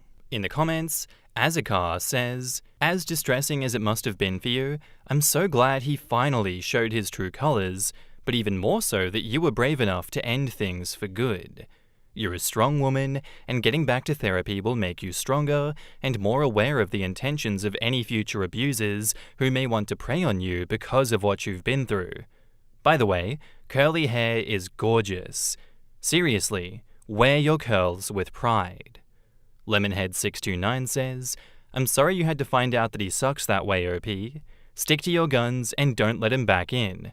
He is controlling, and most likely could have become physical if not for your roommate coming. Don't let the sob stories from him get to you. Yup, he was trying to separate OP from Moo Moo because they always try to take away our support systems. He couldn't stand that there was anything you loved more than him. Good riddance and stay strong, OP. And Relicy says, I'm pretty sure this comment will get lost among the others, but maybe you'll see it, and I think you need all the support right now, no matter how small. I'm sure it's hard to let him go, and you still love him. It's not like you can fall out of love in a matter of seconds, but please, please, please stay strong and don't take him back under any circumstances. I'm sure you already know this, as you seem like an extremely bright and sensible lady. Just maybe you need to read this in a weaker moment. Surround yourself with all of the support you can. Family, friends, therapy, and take legal action if needed. I don't care how shit his upbringing was. It might be a reason to be abusive, but never an excuse. Don't let history repeat itself. Take care and cuddle your buddy. And OP replies, thank you. My mum got here a while ago, and she said the same thing. Don't end up like she did. It's scary how I almost went into the same cycle. I love him, but some of the things that he screamed at me, I hate that cat, I'll kill him, among other things, scared me. I could never expose my cat to that. I won't go back to someone who would hurt something so close to me. And now, on to the latest update, 6.5 years later. Hi everyone, this is kinda crazy. I was on my regular Reddit account when I saw my own post on here, and I thought I would give some updates. Moo Moo died around 4 months after this post. He was put down since his quality of life was declining rapidly, and while he could have lived maybe another 3 or 4 months, I didn't want that for him. He was in the last stages of kidney disease and needing so many drugs of subcutaneous hydration to just keep him going. I miss him every single day. I still have his ashes with me, and I make sure to keep him in a sunbeam on the roof. That was his favorite thing. Regarding my ex, the embarrassing part of it is, I still felt so badly for him for so long. I saw a comment on the original post that said that it sounded like I was just looking for validation that his behavior was not okay, and I think that's true. Besides controlling my hair, he also pretty much decided everything in our relationship. What we did together, what we ate, shows we watched, etc. It seemed so small at the time that him never wanting to go to the places that I picked or listen to the music that I liked. He always had a reason at first, but then eventually it was just because he didn't want to do those things. And for some reason, I let that happen. I did try to go back to that therapist and the group, but even after I told her and them what happened, I felt unsafe being there. For the first few months, he would stake out my apartment, and I couldn't trust he wasn't also following me to therapy. Maybe stake out isn't the right word, but he would leave letters and packages and stuff outside of my building, so I knew he was there. Could be there at any time. Cops were not helpful, since he never made himself known to me, although my roommate swears she saw him a couple of times across the street. Basically just said to be careful. My therapist and I moved to phone calls for a while. I don't know if this will surprise anyone, but turns out that my ex-boyfriend was into the nose sugar. A lot of our fights, I now think he was high for at least some of them, especially the last blow-up. He ended up getting in a fight with some dudes at a bar, and he was fucked up when booked. This was probably about a month or so after Mumu died. I broke my lease, which my roommate, who I'm still friends with, was really nice about. I moved back in with my mum, she lives in a different town, for a few months, before finding another job just one town over from her. This was her suggestion. She wanted to keep an eye on me and make sure that I didn't let him back into my life. She was and is my rock to this day. He got out after only a few months for good behavior, and while he didn't know where I lived, I'm extremely thankful for my mom. There were times when I would hear that his experience changed him, via people I knew, and I would think, maybe he has changed. I was so lonely without Mumu. My mom nipped those in the bud every time.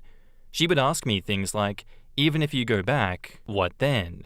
You get married and have kids? Do you think he would be a good father? It was sobering to think of what I experienced as a child being continued. Eventually, I steered myself with the help of a new therapist, suggested from my old one, and worked on my self-confidence a lot. About what I deserve. When COVID hit, I had a lot of time to kind of break down parts of my life that I didn't before. I've tried being in relationships since, but there was this underlying feeling of stress in each one. About 2 years ago, I figured out that I think I'm asexual. Sex was always so uncomfortable for me. Even when it was physically enjoyable, I never really wanted the act. I just assumed that this was trauma and fear of intimacy. That is what most people and therapists had told me. I'm currently in a relationship with a lovely person, non-binary, and we are both asexual. We do kiss, but we rarely ever move beyond that. With them, there is no expectation for more. They are also from a less than happy childhood. They were in the foster system, but that isn't my story to share, so I won't.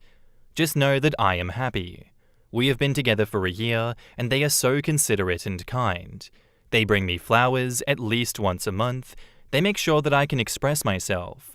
They encourage my interests and actually want to hear about them. Most of all, they love my curly hair, and they love cats. I never adopted another cat after Mumu. I think I was terrified for a long time that if I did, they could be used against me. My partner has 2 cats who I love. We are currently trying to work out moving in together. My place has a better location, but theirs is larger. We've decided to try and find a completely new place together that we can both agree on, but the process for rentals right now is horrid. There has been 2 places so far that we applied to and didn't get. Anyway, my life is going great. I still have lots of trauma that I live with, but I know I can get back up when I fall. I have people who I love who also love me. I probably won't respond to any comments, and I'll most likely delete this account in a few days. I don't need it anymore. But before I did, I thought leaving one last update was called for. Thank you for all of your kind words and helping me find confidence to get out of that relationship. Much love to everyone. Am I the asshole for gossiping with my mum about my brother's fiancé potentially lying about giving birth? I, 22 female, have an older brother, John, 32 male, who has been with his fiancée Jane, 30 female, for 4 years. They have a 4-month-old. Jane found out she was pregnant at 5.5 weeks and immediately called my mum to tell her. Mum was confused, but still very excited. Jane said she was going to tell John when he got back from his work trip. A few hours later, she called again, sobbing, saying that she has insatiable cravings. Mum made a joke like, "Isn't it a bit early for cravings?" And Jane went off on her. She started yelling about how this was her pregnancy and no one else's. It was an odd reaction. She also apologized for her outburst by blaming it on hormones. When my brother returned from his trip, him and Jane left to stay at her mother's, and we didn't see her until after the baby was born. John said this was because Jane was afraid of losing the pregnancy and wanted to be with her mum, and we needed to respect boundaries. Whenever someone would ask about Jane or the baby, they would shut it down with vague answers like, "Every pregnancy is different," or "She's carrying small, which isn't unusual." They barely shared anything about the pregnancy. No ultrasound pictures, no baby shower, and Jane didn't want anyone around during the delivery. I also discovered that every craving that she listed came from one article about pregnancy cravings. She even listed multiple items in the same order as the article. When the baby was born, we were finally allowed to see Jane and John, and baby of course. It was very bittersweet, as we all wished we could have been there for Jane to help out, but Jane and John both reassured us that we did help out by staying away during the pregnancy. The weirdest part, though, is how Jane describes the birth. She claims that she had an epidural via IV drip into her hand, which is not how those are administered. When I asked clarifying questions, thinking she had gotten confused, which is understandable, she shut down and refused to answer, just like how she would during the pregnancy. She said the baby had latching issues because he was born with no umbilical cord stump. This can technically happen, but it's a rare and fatal medical condition that their baby does not have. The final straw was when she told us that the baby basically fell out of her within an hour of being in labor, despite my brother telling us how hard the birth was, and even stating that that was why they weren't going to try for any more kids. Mum's on the same side as me, and has been noting these inconsistencies and inaccuracies, but doesn't know how to bring it up, and their reactions don't help.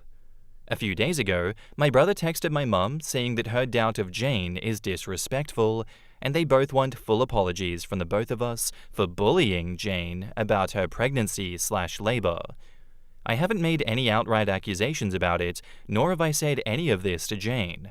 I've only asked when she brings up the birth and pregnancy. Am I the asshole for having doubts? In the comments, Professor Yaffle says, "Why do you feel the need to bring it up at all? Yes, she may well be misremembering medical details and or exaggerating, but it doesn't sound as though any of the things that she has said are dangerous. For instance, cravings. Symptoms can be heavily influenced by a person's state of mind. It's entirely plausible that if she had been reading about pregnancy and was keyed up about her own, that she might have genuine cravings even if she was influenced by what she read. It doesn't seem much different to situations where a pregnant person's spouse or partner develops pregnancy symptoms. Assuming that an IV or pain relief given during labor was an epidural doesn't sound particularly surprising if the association that she has with the term is that epidural equals pain relief for labor. It's also possible that she had both, of course. Similarly, pain and hormones and medication can all screw with your perception, not to mention things such as short-term memory. If her perception is that the birth was quick, that may well be subjectively true. By all means, keep in mind that she may not be a reliable narrator, particularly if it comes to medical matters. But other than that, just enjoy your nibbling. This is not a situation where you need to prove her wrong or set her right, and you're the asshole if you continue to gossip. Also, why jump to lying, which implies ill intent? OP replies, "Because their stories change. One day the labor was grueling, touch and go 24 hours, and the next day it was, he just slipped out and I didn't even feel it. The labor was an hour or two max. One day it's, I had an epidural given via an IV drip in my hand, and the next it was so quick and easy, I didn't need any pain meds. One day it's, he's born without an umbilical cord stump so he doesn't latch easily, and the next He was born 100% healthy. Everything about it changes on a day-to-day basis, while my brother and sister-in-law try to insist that there is nothing weird going on, and anyone who merely questions these changes is a gossip bully. I'm trying to be nice here and not imply ill intent, but when they jump down your throat for asking how much the baby weighed, it's hard not to. You're the asshole. It sounds like they adopted a baby, but are too scared to tell you, but not afraid to tell her side of the family because you might judge them. Welcome the baby and stop being nosy. It's really none of your business. OP says, I mean, I was adopted and John's a surrogate baby, so I'm unsure about that part. Another commenter says, maybe at this point they're fucking with you. And OP says, I hope so. I hope they're really good actors. You're the asshole. I doubt you and your mum are reliable narrators, especially considering that you Googled her cravings. I've had 3 children, no baby showers, and carried low with my first. You couldn't tell that I was pregnant. OP says, quote, especially considering you Googled her cravings. Yeah, haha, sister-in-law told me to. She kept saying that her cravings were common and to look it up as proof, and then I found said article and realized she was listing every craving off of the list. Someone else asks, why does it matter? Why not just ask if they adopted or used a surrogate if you want to know so badly? And OP says, I said I would love to adopt one day because I'm adopted also, but that surrogacy is also on the table. They both then started crying. When family asked if they were okay, my brother told my uncle to shut up and they left. So I don't know. And a last commenter says, I feel like in any situation, it's totally reasonable to fact check. Just a question of what you do with the information. And OP replies, but also, they told me their newborn had this birth defect and didn't elaborate. So I Googled it because I'd never heard of it. Then I found out that it has a 100% death rate. So now I'm assuming this newborn baby is going to die soon because all babies born with body stalk anomaly live for a few days max. When I bring it up with them, they tell me that actually no, he's not going to die, and he doesn't really have body stalk anomaly. So I went from prematurely grieving this newborn's death and panicking that he was going to pass, to being told that he's actually fine. So like, how am I supposed to react to news about the baby now? Jesus. I'm sorry guys, but I'm on OP's side for this one. I know they're coming off as an asshole. Everyone in the post is telling them that they're an asshole. And like the top comment is like, the reality is, nothing much adds up, but you can just accept the fact that the baby is theirs. You can remain out of their lives forever or let your obsession go and enjoy your niece and nephew. I'm sorry. I'm built different. I'm built wrong. I can admit, I'd be gossiping just as much as OP is in this situation, because nothing she's saying makes any sense. This shit is like hilariously convoluted. To me, it's obvious that those two are lying about the pregnancy. And I'd want to know the truth. I would want to know what's actually going on here. Why are you guys making shit up? If OP is the asshole in this situation, I judge them a justified asshole. Because I need answers. And now, onto the update, 24 days later. Well, I was right to have questions. After I made my post, I stopped talking to my mom about the pregnancy, but things still didn't add up. Fast forward to my brother's birthday, and the whole family was over at Mum's. Our aunts, uncles, cousins, and older brother were all guests. During the party, Jane mentioned how the baby had BSA, and our aunt called her out on it. She's a maternity nurse. It caused a huge argument where Jane and John left in a rage. But it turns out that Jane didn't give birth. The baby is actually a product of my brother's affair. He had been cheating on Jane with some woman for about 6 months before she got pregnant. Apparently, Jane and John offered her a lump sum of £25,000 for her to allow them to adopt the baby when it was born and to never interact with the baby or their family ever again. They didn't want this cheating to be found out, so they pretended that Jane was pregnant and moved away. Jane's mum was in on the whole thing. And the kicker, this all came out because the woman that John had the affair with decided that she wanted her baby back. Apparently, she hadn't been fully informed about the agreement's legal implications, and she felt pressured to sign it in the first place. She also barely speaks English, and the contract was all English. She's now pursuing legal action against Jane and John to get full custody of the baby. She said she waited this long because she was afraid of her immigrant status getting in the way. All their closed-off answers and refusal to engage was because they were afraid of this coming out. Apparently, Jane was terrified of someone noticing the baby's eyes being green. Both John and Jane have blue eyes, but Lucy has green eyes. Things have gone to absolute shit. The whole situation is bigger than anything I could have imagined. I won't be updating unless something else crazy happens. I don't know if this was a sign to keep trusting my gut, but damn.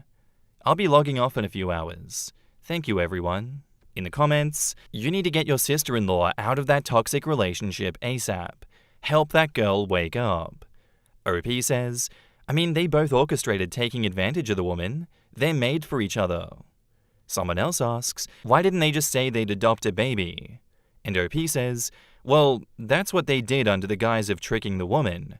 I don't know what the contract said exactly, but from what I know, my brother told her that she'd be able to see the baby, but the contract said that by taking the £25,000, she'd never be able to see the baby or my brother and his extended family ever again. I feel awful for her, and I hope she can recover and get her baby back. Someone else says, yikes, I hope that poor woman gets her baby back. In the US at least, there's a visa for people who report a crime and cooperate with prosecuting the perpetrator. It's frequently used for domestic violence. We don't know the details and whether they can be charged with a crime given the contract. Maybe something like criminal coercion? In any case, I hope Mama and baby are reunited and thrive together. Sorry that you have to deal with the family mess, OP. And OP says, we're in the UK, where paid surrogacy is illegal unless it's for reasonable expenses. For example, buying your surrogacy maternity clothes is legal. Paying them a lump sum of £25,000 is not. That's not even getting into the fact that they tricked her and didn't even attempt to provide a translator, a contract in her language, anything. Everyone is insane in this story, and I feel like I'm going insane reading this story. What was that? This honestly sounds like a true crime story waiting to happen. Like, how many stories have we heard of people being murdered and those people that murdered the pregnant woman just taking the baby? I genuinely hope that the mum gets custody of the baby back. The sister-in-law and brother are pieces of shit. They are certified see you next Tuesdays. Out and out evil see you next Tuesdays. What is wrong with them? I'm gonna go back and say I don't get why people are saying OP is you're the asshole for this one. I think if we stop people from asking questions in suspicious circumstances like this, you cover up stories like the update. You never let them happen. And look how serious this was. That's insane. Like, these two people need to be jailed for this. They are very bad people. This has got to be like a top 5 story of the year. And also, what a stupid lie. Why give the baby a fatal birth defect? Yeah, that's not going to seem suspicious at all, you absolute morons. I really hope we get another update in the future, saying that these people got arrested and sent to jail for this. My god. Our next post is by user No More Poetry, and it's titled, My 26 male, girlfriend 24 female of 2 years always includes poetry in cards that she gives me. I'm not into it. I'll start by saying that I love my girlfriend. Sorry, I'm just gonna stop them there. Why do they always say this? And then the rest of the story is like, here's why I don't love my girlfriend. Like, dude, every time. I think she's beautiful, intelligent, and very caring. We get along together extremely well. We moved in together after only 2 months, but have never had any major fights. We just work. It's a great feeling. Which makes me realize that this gripe is minor, so I don't know how to address it. Every card that I've ever received from my girlfriend, birthdays, anniversaries, Valentine's Day, etc., has included poetry. On one side, she'll write something short but sweet and thoughtful, which I like. On the other side, she'll write a few lines from a poem or other classical literature. I get that she's a librarian and literature is something that she's studied extensively and cares about. Frankly, it leaves me cold. I was a STEM major and work in a scientific field now, and classical literature, especially poetry, does not interest me in the slightest. I figured that she would pick up eventually that I don't care about the fancy words and much prefer her own, but my birthday recently rolled around and there was poetry in the card. She even made a point of repeating the passage to me. I asked her why she always felt the need to use someone else's words, but she replied that the words were beautiful and she felt a connection to them and us. I don't know how to broach this topic without hurting her feelings. I would be fine if she just signed the card or no card at all. I love this girl, but I'm tired of the poems. In the comments, Daisy Bob says, "It makes me sad to think of your girlfriend hand-picking lines out of something she loves, hoping it will be appreciated as an expression of her feelings for you, and you saying, 'Hey babe, can you stop with the poetry thing? I'm not into it.' Is this serious? Who cares if you don't like it? It's thoughtful and means a lot to her. Boo-hoo that you waste 3 seconds of your life reading some poetry. Wow, that's so ridiculous. She's expressing her love for you with something near and dear to her heart. Poetry clearly means a lot to her, and you're complaining because it isn't your thing. If you say something to her, it will be a really petty move. Dude, she's also including the part that you like, and you know this stuff is her life. Just let it go. It's not a big deal." OP says, "It just seems like 2 years is a long time to have not realized that I don't care for poetry, or she knows and ignores it, which seems crass on something personalized like a card."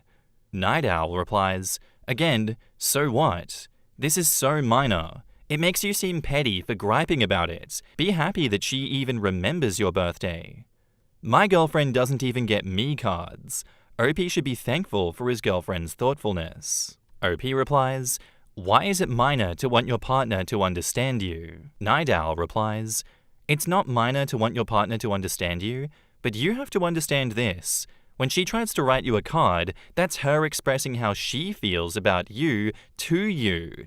The card is a reflection of her feelings for you, not your personality." OP replies, "But it's not even her feelings. It's someone else's words, their feelings." Night Owl replies, "It's her using someone else's words to express her feelings. People do this all the time. This can't be a concept that's new to you. They're clearly words that mean something to her. The fact that you don't see or understand that tells a lot about who you are as a person and how selfish you are. Ever hear the phrase, 'don't look a gift horse in the mouth'? That's exactly what you're doing. I hope you bring it up. I hope it turns into a giant fight." And OP asks, "How am I selfish? It's not like I'm asking her for something she can't give." Renegade replies, "No, you're being a douche and saying the thing that she values means nothing and you couldn't care less. That's pretty selfish. How would you feel if she was like, 'Whatever OP bought for my birthday is shit. I'm never gonna wear and use it even though they clearly spent time on it'?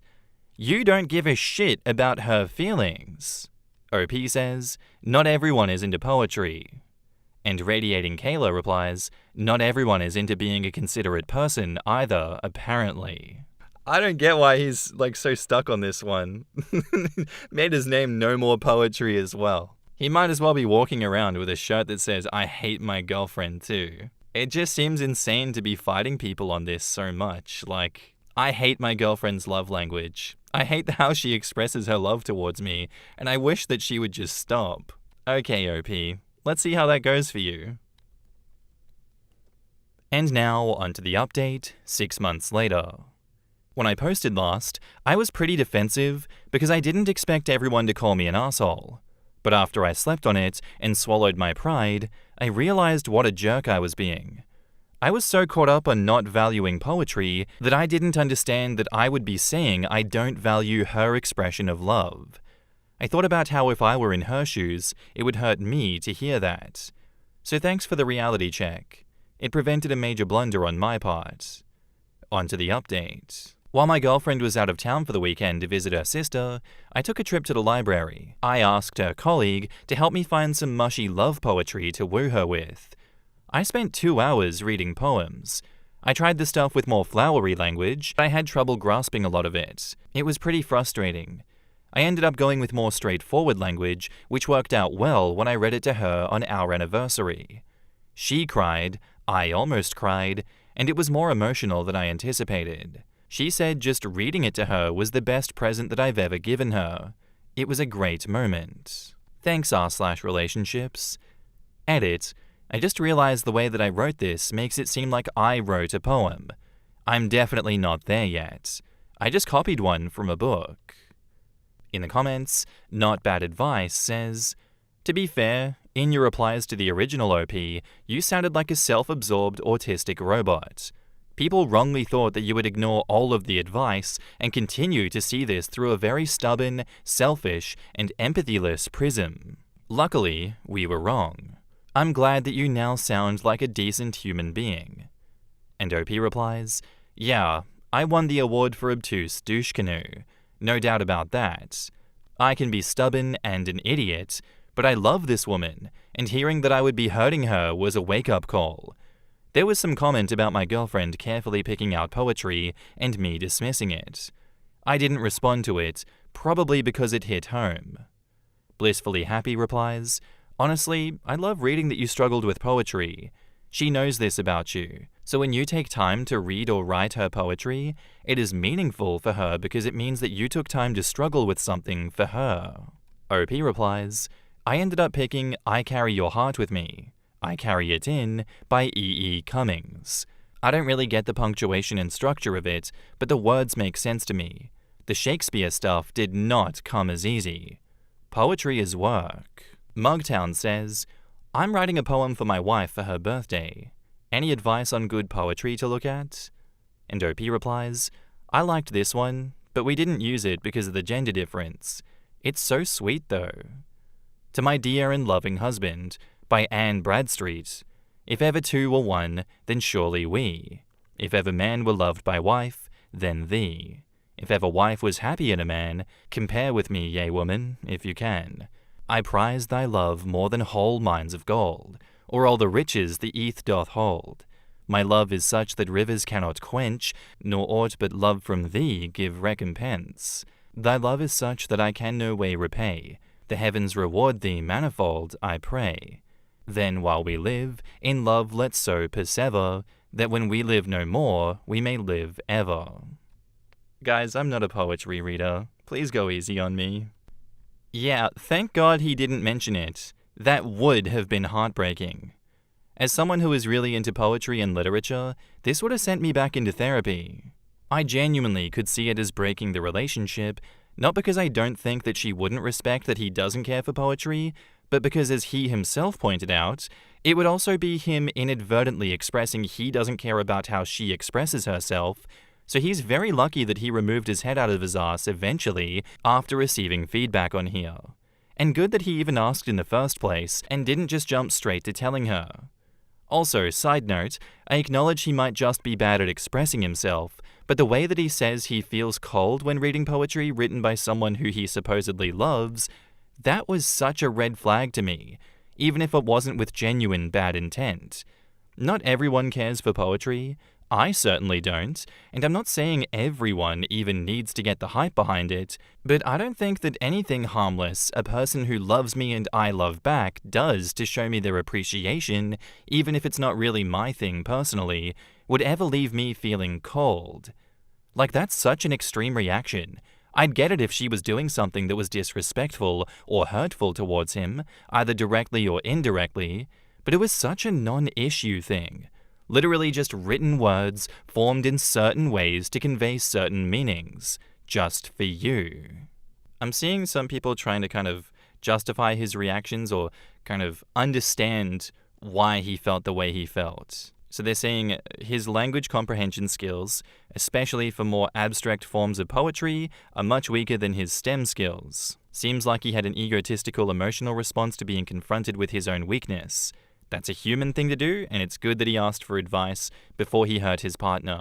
I also left out in that original post that, yeah, he's a STEM guy, but people were attacking him and saying, oh, STEM checks out as to why you don't like poetry. That's not nice. Calling him an autistic robot, that's not nice. But dating a librarian and then being completely dismissive of the literature, so much so that you want to be like, stop with the poems. I ain't about that shit. Like, yeah, opposites attract can only go so far. You were trying to sink that ship crazy fast, OP. Hey, I know this is so much of a passion for you that you chose it to be your career, but can you just not? That's just insane. Like, that's just so insane to me. Just dating someone who is passionate about what they do and being like, hey, but like, don't bring that shit around here. I don't care about that. I don't like it. Like, for me, if I'm dating someone and they're like, I don't care for Reddit Am I the Arsehole stories. Wow. Okay, you don't love me, I guess. I see how it is. Anyway, I will give OP props for learning from this and not bringing it up to his partner's face. That was a very good choice by them. It's really good that they learnt their lesson and came back and was like, hey, I listened to your advice. I realized what I did was wrong, and I'm going to make it right without blowing up the relationship. From the bottom of my heart, that is so immensely wholesome. Thank you, OP, for doing the right thing. You have earned my respect for that one.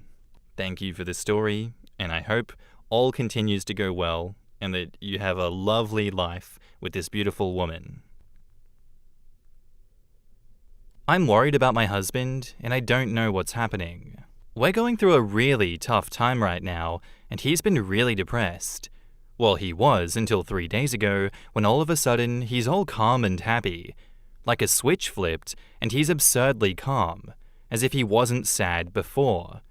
It sent my alarm bells ringing, but I chalked it up to him just trying to get over his emotions. We live 15 minutes from a big university where both of our children, 21 and 19, attend. They came home randomly yesterday, and I was caught off guard. They said their father requested them to come over because he wanted to give them something. He proceeded to give them 2 boxes full of their childhood memories: teddy bears, photo albums, old toys, etc. It was so odd because they're in college, and one lives in a dorm, and the other lives in a college apartment with friends. It would make more sense for that stuff to stay here at the house, but he seemed so insistent on giving them these relics from the past, and seemed overly happy to do so. Today, he stayed home from work. I work part-time and didn't have work today. He's been cleaning all day. He's always helped clean up, but today he's doing a deep clean, which is something that he usually dreads doing. I'm worried. I don't know what this mood switch is, and I don't even know what to search on Google. It seems like normal stuff, but I know him, and this is definitely not normal, especially the suddenness.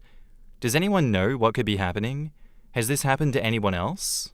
In the comments, Agreeing Storm 9 says, has your husband been sleeping well lately? I don't want to be alarmist, but this is 100% a giant, big red flashing warning flag of a possible suicide attempt. You should call 988 right now and ask them what resources are available to help him. Tell me if any of this might possibly ring true to your situation.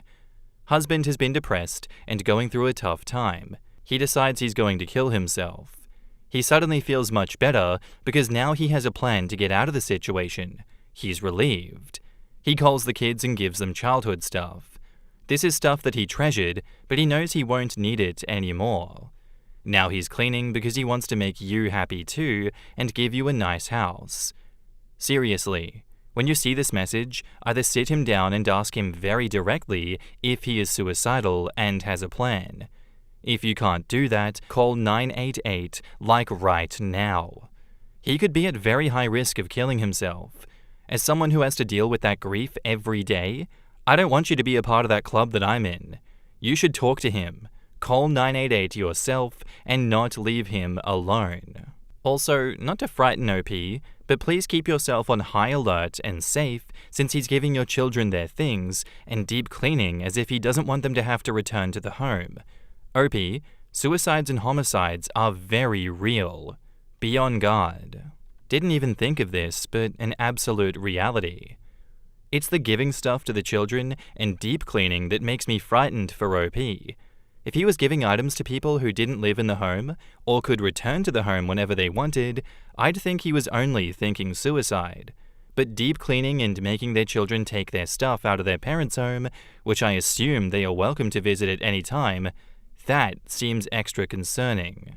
Further down in the comments, they say that this is pink clouding. I've never heard of the term before. but that means a period of intense happiness and optimism that can occur after someone first becomes sober. And I'm guessing in this case, sober from the depression. But it also applies to like drug detoxing, alcohol detoxing, and a bunch of other things as well.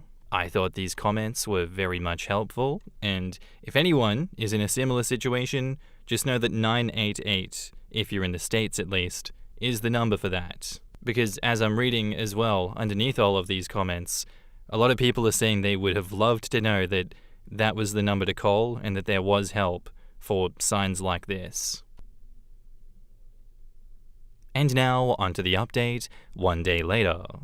I want to thank everyone who commented. I only had 45 comments when I decided to talk to my husband and hadn't been on Reddit since, so coming on and seeing 300 plus comments is overwhelming. After reading those comments and seeing suicide mentioned so much, I got a knot in my stomach and researched behaviors of someone ready to commit, and sure enough, it matched his. I got so mad at myself for being so ignorant to behaviors of mental health crises. I went to talk to him, and I told him that I love him so much, and if he was planning to do something to himself, that he didn't have to, and that I'd help him with anything. I said much more in a more loving way. He then broke down crying. Guys, I've only seen this man cry once, and that was his father's funeral, and even that was just a few tears. This was more of a cry, full-on breakdown. I held him, and we both cried. He told me that he was broken and didn't feel like he could go on, and that we'd be better off without him. I vehemently told him that he was absolutely wrong and that we'd be destroyed without him. We talked for hours, and I asked for his permission to call his sister, who is the only person outside of our immediate family that he trusts fully. She came over, and we all talked for a while. His sister and I convinced him to let us take him to the ER. Thank you guys for this advice. After the medical and mental evaluation, they concluded that he was high risk, and they kept him. That opened my eyes to how bad it was. That's pretty much it. They still have him, and I'm at home. His sister offered to stay with me, but I told her to go home. She has her own family, and I don't want to keep her from them. I don't know what to tell our kids, or even if I should tell them. I'm lost and worried, and I just want to help my husband. In the comments, Existing Source says, "You are an absolutely amazing human and wife. Do not assume that you should have known.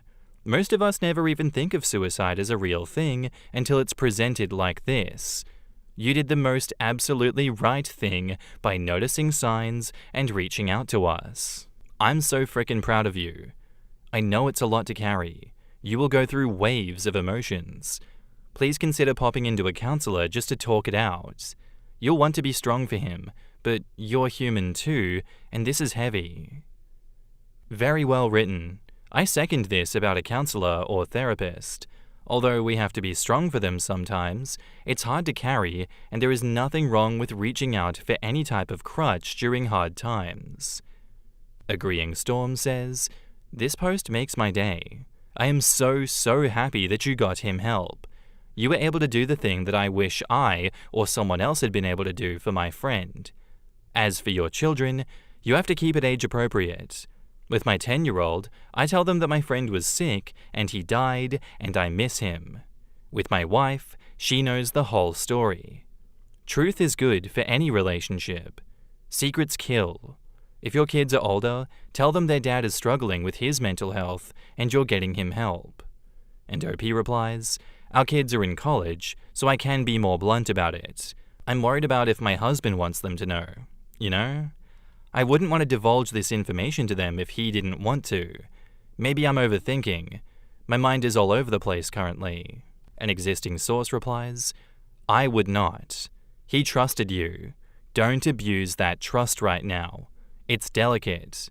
He gave you permission for his sister. Just let the dust settle right now. Talk to a counselor and tell them together if needed later. But this is a delicate time right now with your husband and his trust in the world." And OP replies, "This is how I'm leaning. This is such a vulnerable time for him. I don't want to let them know until I know he is okay with it. Individual Finance says, kudos to this woman for taking immediate action. She saved this man's life.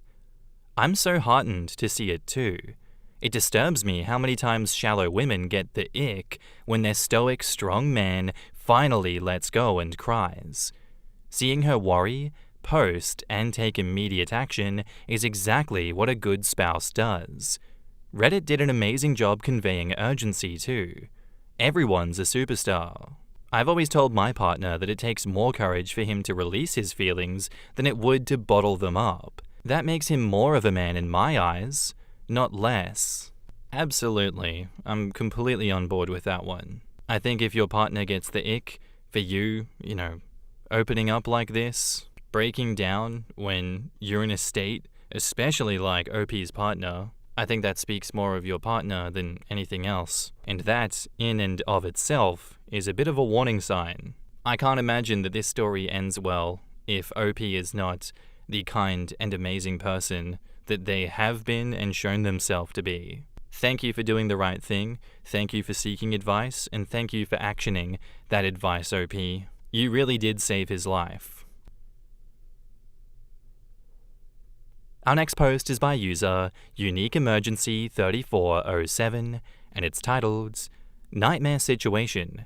Me, 35 female, with partner, 40 male, my son and his nephews, 15 males. 4 years ago, I met Bob. Bob had recently become the guardian of his nephew Ben after the death of Ben's parents in a car accident.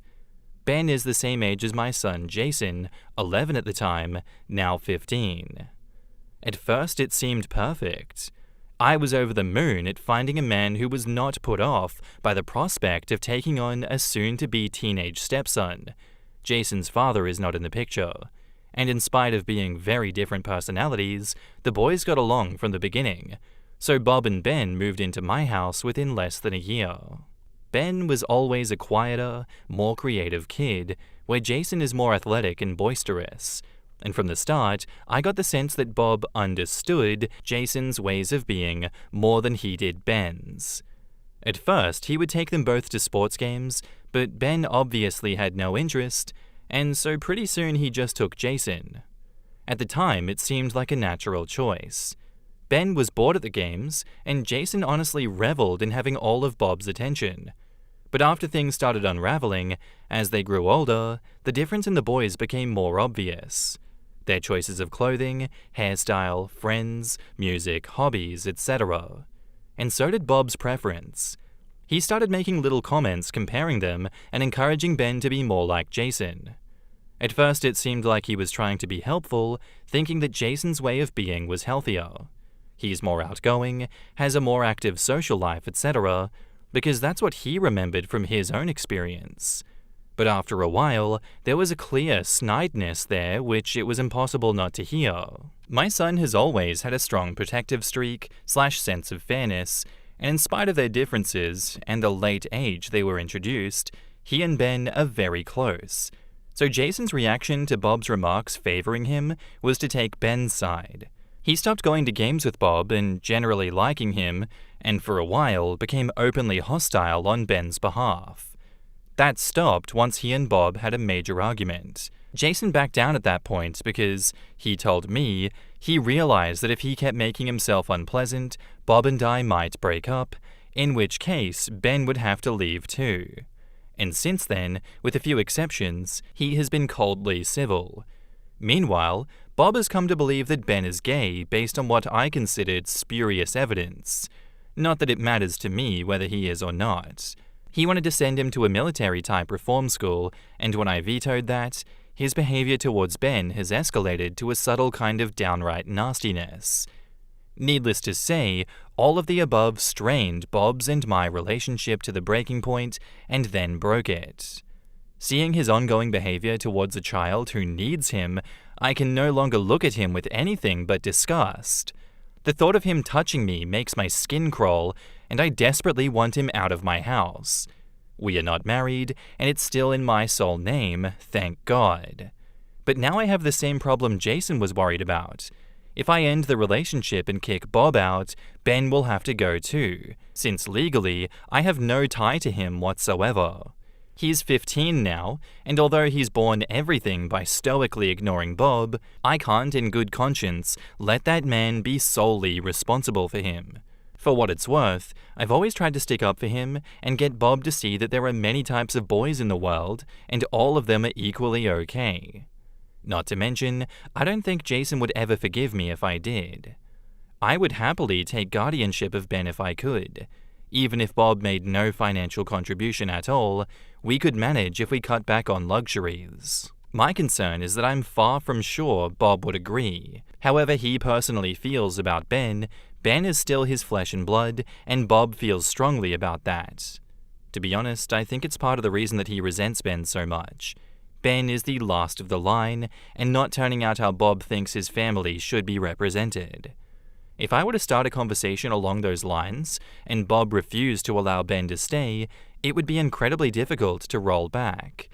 The idea of having to continue to play his supportive wife to stop him leaving of his own accord for another 2.5 years, until Ben turns 18, sounds like a nightmare. But the alternative is worse. What's the best way to manage and get through this? In the comments, Hotspur Jr. says, "So you've gotten some good advice here. Just to reiterate, talk to Ben. Tell him that he always has a home with you and that you are not going to do anything which will make his home situation unstable. Tell him that you love him and appreciate him for who he is, and that you know that things are fraught. I know you don't particularly think Ben is gay, but I think you should talk to him in a way that makes clear that you don't care, without saying as much. Talk to a lawyer. Find out how, if you kick Bob out, Ben can stay. How old does he have to be to make that choice? You want to avoid a legal fight, but it's good to know what the law is. Talk to your son. Tell him that you appreciate him standing up for Ben to Bob. Tell him that you agree that Bob is behaving unacceptably. Tell him that you're trying to figure out a way to keep Ben safe from Bob, and that you will never take Bob's side over him and Ben. Tell him that you recognize that the current situation with Bob is unhealthy for everyone, and that you're actively trying to figure out a way to resolve it while protecting Ben. Don't tell Bob any of this. Have all of these conversations quietly until you're ready to take action because you've had the discussion with a lawyer. Furthermore, once you're ready to take action, talk to Ben and Jason before you tell Bob."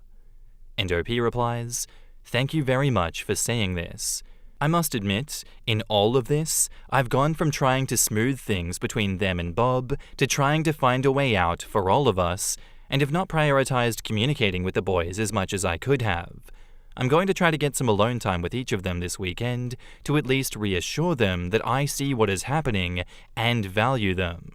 The Hat on the Cat says, "Talk to Bob and let him know that you want to legally adopt Ben. Probably wise not to mention it as breakup custody insurance. Just say that you've really come to see him as family and both boys as your sons, and you want to make it official. If Bob agrees, then you'll have some play for custody. Also, you aren't morally obligated to be in a sexual relationship with someone who you dislike to stay in Ben's life. That's not a fair requirement. I know you're worried the boys will hate or be mad at you, including your son Jason, but I'd talk to Jason honestly one-on-one if and when you do break up with Bob. Tell him that you love Ben and want to look out for him and stay in his life as much as you can, and you've been staying in the relationship for a while for that reason. But you've reached the point where you just can't keep being with a man who you don't see as a good person. I would hope that Jason, who you say is naturally protective, will understand and be protective of you, his own mother, if you show him your feelings and good intentions rather than condemn you for not prostituting yourself. I very much doubt that your son would expect that of you. None of us expect that of you. As for Ben, if you break up and Bob won't let you have any custody, talk to Ben about it. Tell him you love him and that you see him as a son, and the way Bob treats him is wrong, and why you don't respect Bob. Tell Ben that he has done nothing wrong and you very much want to stay a part of his life, and you will try to as much as Bob allows. But current situation is blah blah blah. That you will be talking to a lawyer, and that if nothing else, Ben should know that he is always welcome to move back in the minute he turns 18. And OP replies, "Thank you for saying that. You were right. I know Jason would understand it if I explained it to him. I think my real problem is that if something happened to Ben, I would have a hard time forgiving myself. At the moment, I'm hoping it won't come to either of those situations. The comments here have given me some hope, and I'm going to speak to a lawyer about our options." Edit. Thank you all so much for your support, advice, and kind words. Your comments have given me a lot to think about, and I'll be making contact with a family lawyer shortly. She wasn't wrong with the title there. Nightmare situation, absolutely. I'm glad the comments can give some pathway forward as to how to handle this situation, and I do wonder if Bob would take the bait in allowing OP to legally adopt Ben, because that to me sounds like a really good idea. I genuinely don't see the downsides in this situation. The only downside I see is staying with Bob over the long term for Ben's sake, which everyone is saying is a bad idea. Curious to see how this plays out. And now, onto the update, 39 days later. Hi again everyone. I posted about my family problem about a month ago and was bowled over by the amount of kind and extremely helpful comments I got. Someone requested an update, so I'm posting now to tell you what has happened since. To be honest, it's also to unburden myself. The boys are really sweet, but I obviously can't talk to them about these things, and there aren't a lot of people in my life that I feel comfortable sharing all the details with. I suppose I'm embarrassed. The week after my original post, I met with a family lawyer that I know to go over options. I actually wrote down the legal suggestions posted here to discuss with her, but unfortunately, after going over each and several others in detail, we had to conclude that for each one, while it might technically be feasible, it would either take too long to be practical or require things from Bob or from Ben, which for various reasons were not ideal. Following the meeting, I was mulling things over and decided to take a long, hard look at our finances to see what might be affordable as a compromise, such as perhaps sending Ben to a good boarding school and pay tuition up front so that if I then left Bob, it would be easier and cheaper for him to leave Ben there rather than move him to a different school. Anyways, I went over our financial records with a fine-toothed comb, and that's when I discovered that Bob was cheating on me and had been for the entirety of our relationship. It turns out that prior to Ben's parents' death, Bob had been about to move in with another woman. This woman didn't want kids, so when Bob was suddenly faced with taking custody of Ben or seeing him placed in foster care, she made it clear that she would not be involved. For the record, I can't say that I blame her. I love my boys with all my heart, but asking someone who never wanted kids to parent a bereaved 11-year-old that she has never met is not in anyone's best interests, in my opinion. When I confronted him about the affair, he didn't even attempt to deny it. He seemed ashamed and just asked what happened next. So I told him that next he was going to get his stuff and get out of my house, but first ask Ben if he wants to go or stay, because it wouldn't be fair to disrupt the poor kid's life any further. Ben quickly said that he preferred to stay, and Bob seemed frankly relieved. He moved out that weekend, and I haven't seen him since. We have been in touch by text to discuss financial arrangements though, and last week he sent me money to cover Ben's basic expenses. Nothing like as much as child support, but under the circumstances, I'll take it and be glad. From his attitude, I take it that he's seeing this as a long-term thing. But even if he doesn't, according to the family lawyer, his leaving Ben with me, even for a while, along with Ben's age, and the fact that Bob is his guardian rather than his father, would make it easier to build a case for Ben to stay, even if Bob does try to fight it. The lawyer is confident that such a battle could be won, or at least dragged out till Ben is 18 and it doesn't matter anymore. So that, as you can imagine, has been an enormous relief. That makes it much harder to admit that finding out about Bob has still hit me hard. The fact is that, even though I was absolutely done with him and wanted him out, there was a time that I truly believed he wanted to be with me and that we could build a life together. I knew our relationship wasn't a romance for the ages or anything like that, but it was by far the best that I'd had since before my son was born, and I really thought that we cared for and valued one another. Now I realize that all he ever wanted from me was a mother for Ben. He was good and admitted it, and in retrospect, it makes complete sense. That's why he never wanted to get married or buy into my house, even though I offered. Though now, of course, I am grateful, because he wanted to make it as easy as possible to split from me once Ben was old enough to no longer require my services. I think it might even explain why he was so hard on Ben and grasping at straws for a reason to send him away. I never expected it of him based on what else I knew, or I never would have been with him.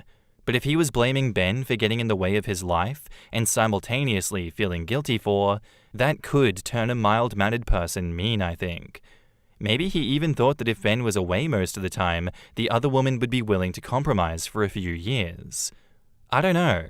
I've even been wondering whether he decided to pursue me before we'd even met. The boys met first through an extracurricular where they became friends. It's possible that Jason mentioned me being single in passing, allowing Bob to identify me as potentially suitable before we ever met. I'm sorry this is such a mopey post. I truly am grateful for the way things worked out. I think it's the best possible solution for everyone under the circumstances, and not one that I could have achieved without Bob's help, quote-unquote. And the boys have been wonderful. They didn't know that I was trying to get Bob out anyway, so they've been treating me very gently, or as gently as you can expect teenage boys to be, anyway, and trying to pretend they aren't thrilled that Bob is gone when I'm in the room. I'm glad of that, to be honest. I'm so grateful he is gone, and Ben is still safe here with us. I just need a bit of time to really remember it, I think. In the comments, Aunt Rose104 says, I think what stuck with me the most was Jason saying he realized that if he kept being rude to Bob, him and OP would break up, and that would mean that Ben would leave, and Jason wanted Ben to stay. I don't know why that got to me so much, but it did. Pascal replies, he has so much empathy for his brother from another mother that he was able to put his own feelings aside to keep his brother safe and with a great mum. OP is doing a lot of things right to raise two boys like that. I wish them all the best and hope Bob gets what he deserves. And also the fact that he's so willing to share his mum. Some kids resent sharing their parent with a step-sibling and can't even be compassionate enough about their dead parent to at least hide their resentment or jealousy. Jason was completely open about sharing parental love, both from his own mother and also the father figure that was supposed to be Ben's. So much so that he was offended on Ben's behalf when Bob wouldn't show his own orphaned, blood relative the same parental attention that he was getting as a non-relative with living parents. It's inspiring and hopeful to see. Ukoshi says, I didn't go into this expecting to be relieved that OP's partner was cheating, giving her a way to get the best result for the kids. I seriously hope Bob never shows his scumbag self around them once Ben is 18. Dude is pathetic. I don't think he'll give him a second thought, which is useful for custody and stability purposes, but still has to hurt. May Bob forever step on Legos while barefoot. And may he run out of toilet paper the next time he takes a shit, guys. And I hope his dick gets caught in a zipper. Like, yes, it's a relief that he was cheating and that, like, it worked out this way, but there were so many different avenues Bob could have taken to not put himself and everyone in this situation. What a terrible and heartless human being to do this to everyone. I'm happy that OP was able to work it out, but I'm not happy that OP had to be in this situation in the first place. This was so easily avoidable. For me, this is like the definition of bittersweet. This is a very bittersweet ending. Thank you for sharing the story with us, OP. I appreciate you immensely. Thank you for all the work that you have done and continue to do for these boys. And I hope they grow up recognizing just how amazing of a mother you really are. My husband suddenly wants too much sex. So my husband and I met in college when I was 18 and he was 20. We both got engaged after about a year and a half, and I know that's early. And since I was waiting for marriage, we had sex for the first time then, and we were both virgins. Despite all of the bad stories people told me about waiting, it was actually great after some practice. We officially got married after graduation, so we've been together for about 8 years, married for 4, and our sex life has always been good, pretty much every night. But for the past 2 weeks, he suddenly wants it all the time, like 3+ times a day. And don't get me wrong, I love sex with him, and I have a good sex drive too, but I do not have that kind of stamina or time. Last night, he got upset when I said that I wanted to sleep, and mind you guys, we already had sex 2 times earlier. When I jokingly asked him what's with the libido increase, he just made some joke back and said that it's the usual. This is really out of character for him. That's why I'm surprised. He's never been an extremely sexual person, like most men that I know too. Do you guys know why this might be happening? In the comments, Measurement Last says, "People's libido can fluctuate a lot throughout life. I wouldn't worry too much about that. But what's important here is that people's libido also frequently do not line up. This is normal and happens to any relationship long term. It takes respect and good communication from both sides to learn to navigate that. Him getting upset over you wanting to sleep after you already did the deed twice that day feels manipulative and super demanding. Not healthy anyways. You would expect that your no would turn him off, because who would want to have intimacy with someone who's not in the mood? I think it would be a good idea to discuss this at a different and neutral, calm moment. Approach it from a curious, non-judgmental point of view, but also keep in mind that you are fully valid in protecting your boundaries, and it should be emotionally safe to say no at any time. Also, if you don't feel like it for days or weeks." OP replies, "Yes, I agree with you, but when I say upset, I don't mean like mad. He was just annoyed and disappointed, I guess. He didn't insist or anything. I will talk to him. I just wanted to know the potential reasons. Thank you for your words." And Measurement Last replies, "I understand. He is valid to have his emotions about it, but it's also unreasonable to get disappointed when the frequency is this high. If you are so kind to validate or make space for his emotions, does he do the same thing in return? I mean, honestly, I think most people would get annoyed if their partner was asking again after already going twice in the same day. I don't know how you guys do it, or how you still have the time or energy to do other things in your life. However, if you're only interested in the reason why, there may not be a simple explanation. He may not know the answer either. Libido gets influenced by many different factors, and it may be a combination of things. Ask him if he's taking a supplement or hormone replacement lately.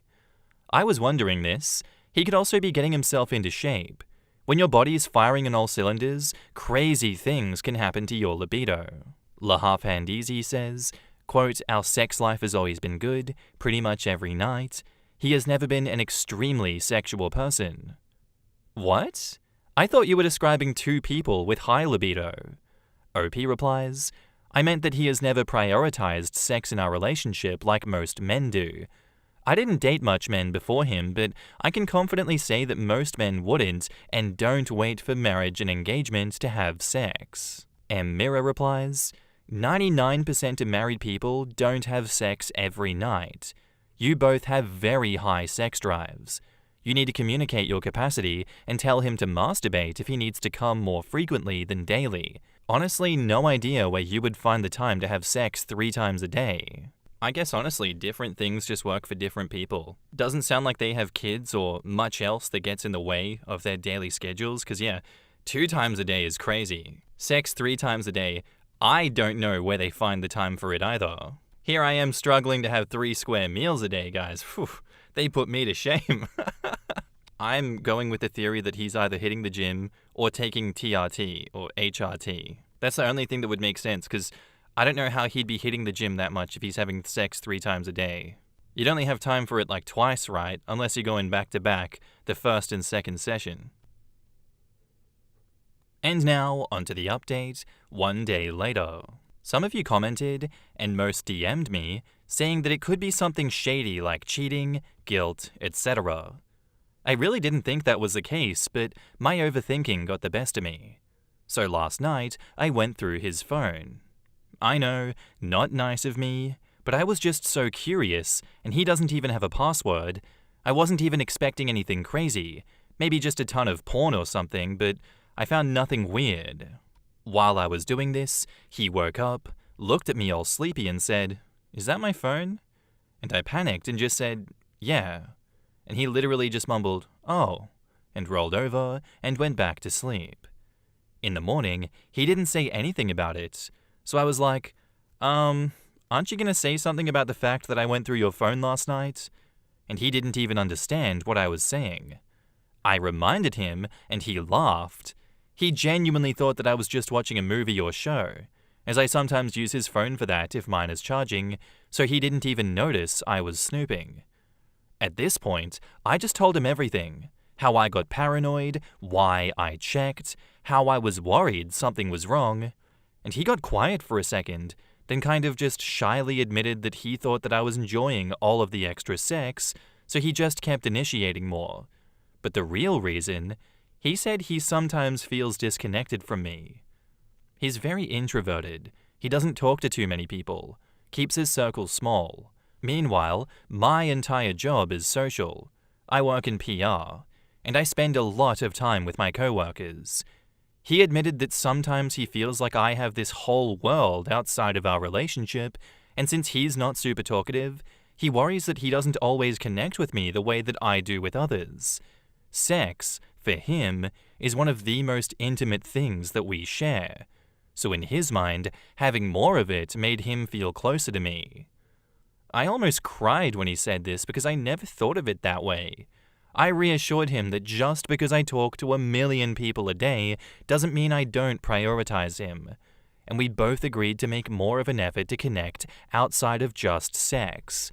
More quality time, deeper conversations, little gestures. I also promised to communicate better if something is overwhelming me instead of silently suffering and then having a breakdown about it. Basically, I love him so much. In the comments, Paulandra says, "Ew, they're all mature and communicative and shit. How am I supposed to enjoy this wholesome story when there's no cheating, gaslighting, or abuse? Not even a bad childhood or financial struggles. I want my money back and I didn't even pay for it." Honestly, I don't know why anyone would suggest he was cheating. If he was getting sex elsewhere, he wouldn't be having sex with her 3 times a day. There's only so much a man can nut on the daily. But this is lovely. I knew that it wouldn't be anything bad when I read the first post. He's just a guy who loves his wife. I guess, why people were saying that it was cheating, oh yeah, Reddit bad, I get that.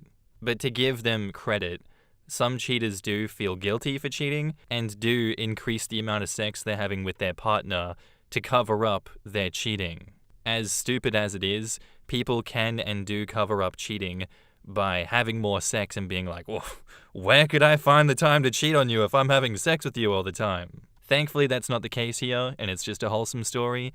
Absolutely love that. It's what we need more of in this world. But I do love my cheating stories as well, because who doesn't love some gaslight, gatekeep, girl boss manipulation, am I right, guys? Thank you for the story, OP. Very much appreciated. Keep having a healthy and lovely marriage, and keep it away from my drama-filled cesspool, okay?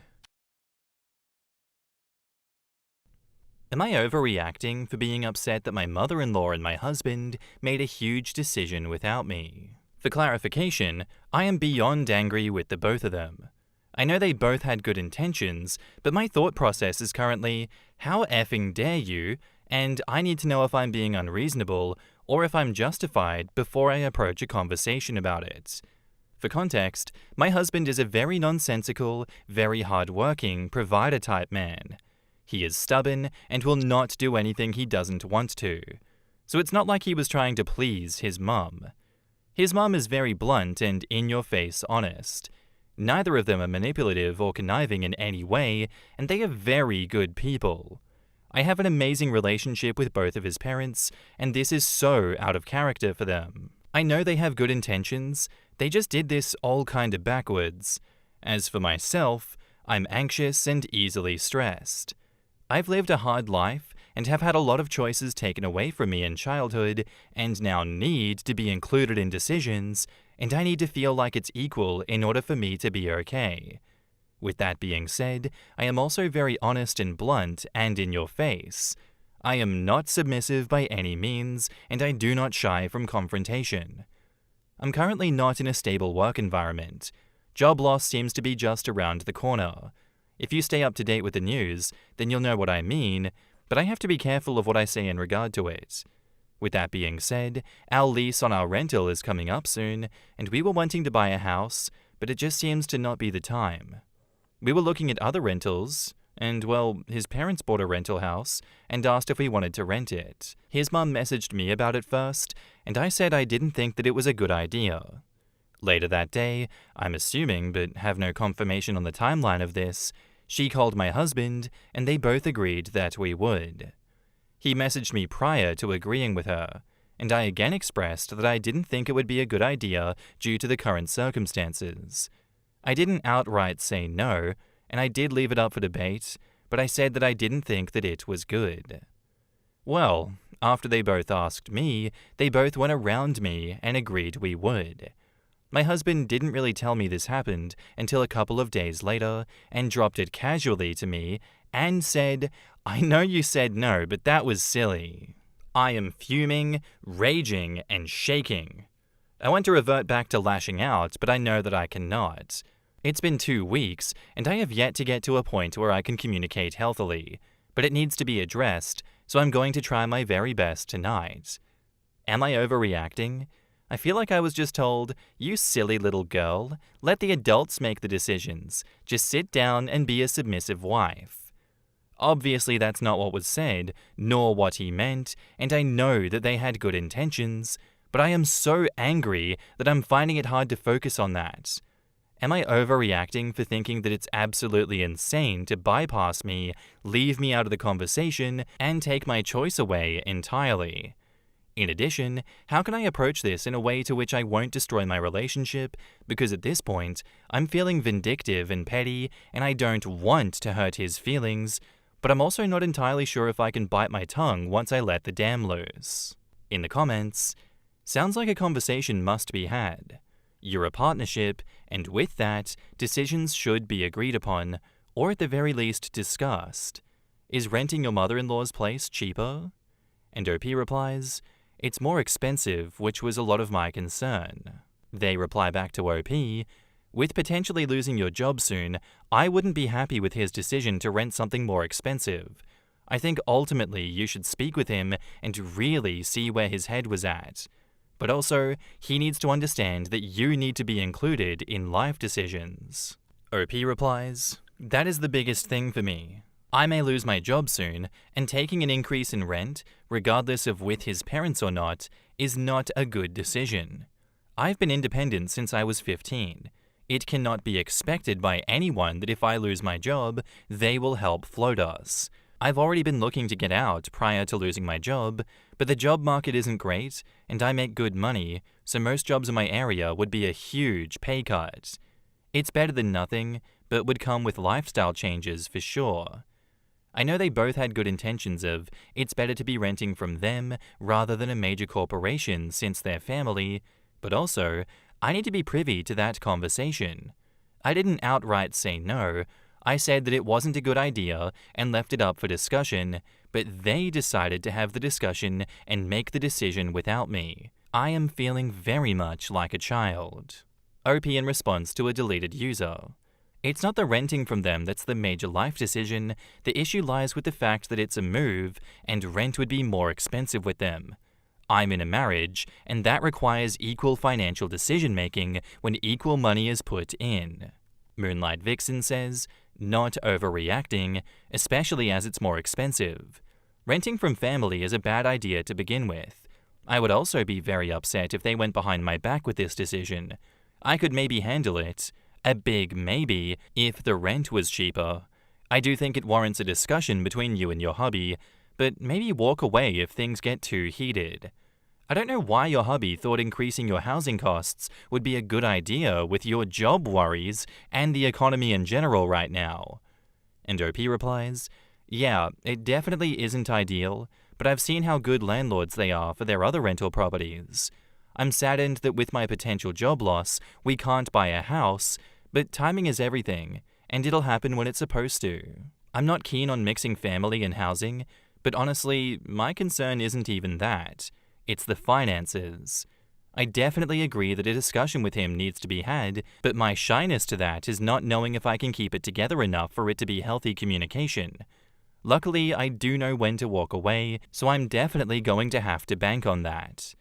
Heading to my parents later to shoot my gun and hopefully burn off some anger beforehand. Wish me luck. Twilight9449 says, a home should always be agreed upon. You can still tell him you don't want to and ask him to look at other options with you. As where it may seem silly to him, it is not to you. He might not realize your standpoint. Just be an adult and sit him down and be like, hey, I get you think it's a good idea, but I don't, and lay out why you think that. I do feel like you taking this and feeling vindictive and petty is a little wild, but to each their own. I feel like your intro already says that he doesn't treat you like you should be submissive and knows your personality, unless there is something else. OP replies, he does not. He's an amazing partner outside of this, and I know for a fact that he made this decision to take the stress off of me. But it inadvertently added more and made things harder for me. I have an amazing marriage, this is a first major issue, and we've been together for many years. He knows me very well, which is why I know that he was trying to help. I have a tendency to take things too far sometimes. The pettiness is ridiculous at times. He's never been on the receiving end of it, and I'm trying to avoid him ever being on the receiving end. When I get hurt, my initial thought is to lash back. I'm self-aware enough to know this, and that's why I wanted second opinions on whether I was justified and what was too much. Thank you for your input. Canyon Coyote says, I don't think you're overreacting per se, because it's crazy to settle on a location to live without your agreement. However, your wording here sounds very, very aggressive. I'm assuming that you're in therapy because it feels like you had a very difficult childhood and lots of trauma. I don't know if you have children, but if you don't, it seems like perhaps you should draw a line in the sand here. Given the intensity of your comment, it just sounds like there's a lot going on, not just with your housing, but also with you and your relationship. I wish you luck. OP replies, it most definitely is aggressive. There are children involved. I am indeed in therapy. I had a hard childhood and hard early adulthood. I've been in therapy for years and am medicated. I definitely revert to unhealthy actions and responses, which I try incredibly hard to limit within my marriage. We don't have any other issues, other than this, that would cause anything on my end. It is this sole issue, which is why I've waited so long to have a conversation, because I don't want to taint my relationship with my trauma. It's not his fault that I have these things in my mind and the triggers. It's not even my fault. It is, however, my responsibility to heal that and move forward and be healthy. Can you pinpoint what specifically I need to tone down before addressing this with him? Canyon Coyote replies, I think you should focus on the financial aspects and really talk that through. Will his parents lower the rent in the event that things go sideways professionally? Will you have enough space in the event that they overstep on visits, etc.? Is there potential that this is a rent-to-own situation long-term? It's possible that he sees this as a safe landing spot given the possibility for professional issues. Just based on this post, it's difficult to suss out how much of this is you wanting control and feeling like living without your in-laws subverts. OP replies, I do agree that I need to focus on the financial aspect, and that is a lot of my concern. I wouldn't say that it's more so the control and it being connected to the in-laws. They are genuinely amazing, and I've had such a great relationship. I text back and forth with my mother-in-law daily. I don't have much concern with them being the landlord. Although I have always been on the side of renting from family isn't the best thing, I am open to it if we have an action plan for it if things go sideways with my job. That is my biggest concern. Second biggest would be the fact that, in my opinion, it's totally disrespectful to completely exclude me from a conversation and decision about my life and my finances. I'm a wife, not a child. This decision should have included me. The lack of control over my own life currently is definitely related to childhood trauma, and I think that's where a lot of my hurt and anger is coming from. Because my husband is my safe space, he's been an amazing partner through my healing journey, and I feel like this was a slap to the face.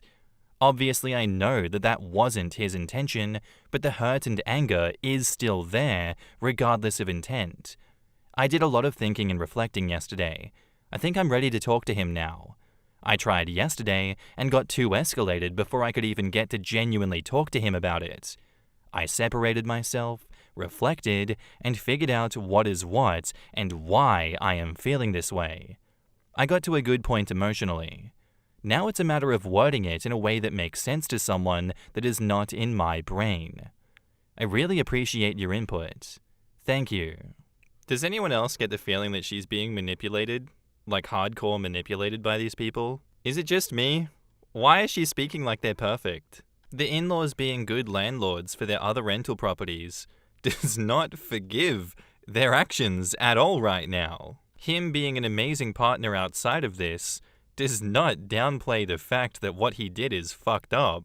It's an unacceptable thing to do in a marriage, and it seems like he's going to get away with it. Really, OP, you need to listen to the comments and take a stand here. You need to die on this hill. You said it is most definitely aggressive. There are children involved. You had a hard life before this. They know all of this. To me, it looks like they're using all of this against you. There is no reason for you to move somewhere much further away, paying more rent, and then being gaslit as if what they're doing wasn't fucked up. You're allowed to take a stand on this one, and you're allowed to not be financially manipulated by these people. If your husband truly is your safe space, then he wouldn't be taking advantage of you. You need to get on top of this shit, like yesterday. And now, onto the update. Okay, so thank you for all the words of advice and the validation. I sat with my anger and hurt, and I had a therapy appointment that helped me immensely. I was able to get to a point of understanding and started problem solving. I was very distanced and reserved the last 2 days, trying my best to separate the hurt from the anger, find the root of what triggered that within me. I was able to, which allowed me to get to a point where I can problem solve. I came up with a solution for all of my hesitancies, and then I told him that I would like to talk. I shared how it made me feel, being excluded. I told him why I reacted the way that I did, and why I had to distance for a couple of days while I figured my stuff out.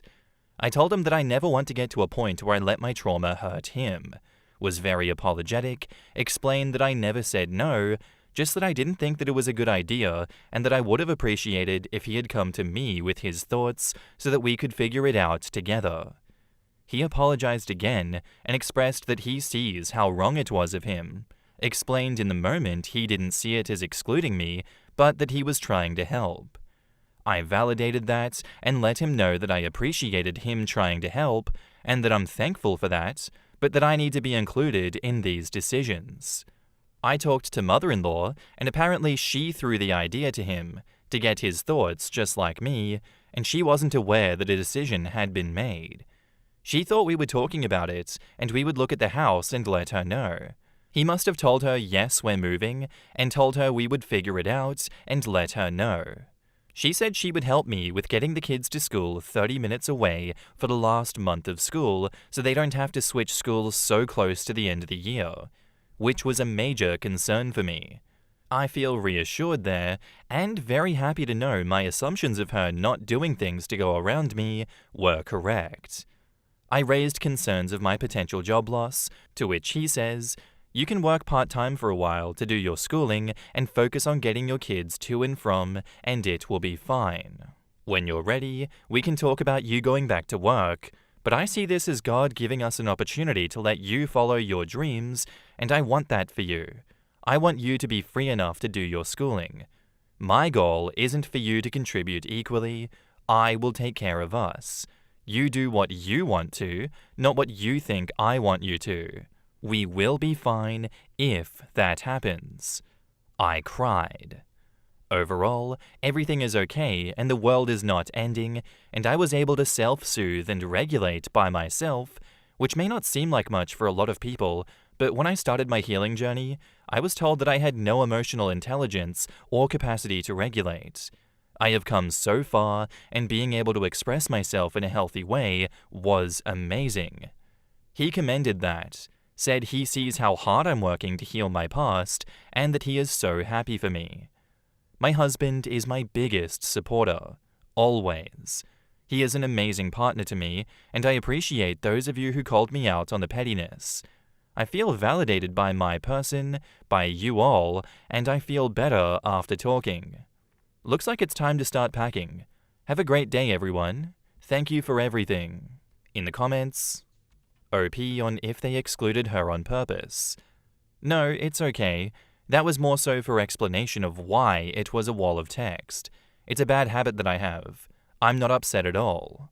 The only reason that I'm so sure that they didn't exclude me on purpose is because I talked to her and she said, "You guys will have to come over and look at the house and let us know if you want to rent it or not," while we were talking about the house and the interior and whatnot. To which I replied, he said we were moving, explained what happened, and she said, "Oh, okay then." She was completely unaware of his decision, and she's not a liar or a manipulator. She is a very honest and blunt woman. So then later that night, I talked to him, and that's when I got his side, and he hadn't talked to her at all yesterday. So although I will never know 100%, the odds that it was intentional are very slim, and that's good enough for me. I have a bad habit of defaulting to negative assumptions and borderline paranoia that things are done for hidden meanings, when 9 out of 10 times I'm just looking too hard into it and creating false realities in my head and working myself up for nothing. Helena Handsomecab says, "I'm a therapist and I see the work you did. Amazing job. I'm also glad to hear that your husband and mother-in-law sound like good people." And OP says, "Thank you so much. It was super uncomfortable and really hard, but my God, do I feel amazing and accomplished. This was my biggest step towards progress yet, excluding actually taking the step for getting help through therapy. They are both good people. Their whole family are amazing. I'm so blessed to have them and to have my husband as my biggest supporter. He danced with me in the kitchen and jumped up and down with excitement when we were talking about how well I was able to handle the situation. I am overjoyed with your validation as well. Thank you so much." Straw Hat Preacher says, "Seems like you were excluded on the decision, and when you pointed that out, you were told, 'Why would you think that? Here's all the ways we can make this work for you and why it's the right decision.' Pat you on the head and gave you a cookie to run along. For some reason, I don't think the response to, 'I may not have a job and rent is going to be more with more commute,' is, 'Well, work part-time and go back to school.' I see financial stress suffocating this marriage if you end up out of a job. Not my life though, so it doesn't matter what wall you crash into." And OP replies, "Realistically, we can afford it if I was to lose my job. Do I want to lose that income? No. Would a part-time job cover the costs of bills? Yes. He cannot completely support us on his own, and if I didn't have a job altogether, we would be screwed. I can go part-time, and although money would be tight, we could make it work. We have had hard times before, financially speaking. We know how to adjust and move forward. In addition, it wasn't that I was objecting to the idea altogether. I want to move to that area anyways. It's the matter of timing and figuring out solutions. Had this come up a month down the road when school is coming to a close and I had an answer on my job, I wouldn't have objected nearly as much. In the grand scheme of things, I don't believe I was given a cookie and a pat on the head. He apologized and explained his side of things, which is all I wanted. The complexities and nuances of a relationship as a whole cannot be defined in one singular post. This 2-part post wasn't to complain about him, it was to get advice for how I can handle the situation and to know whether I was overreacting.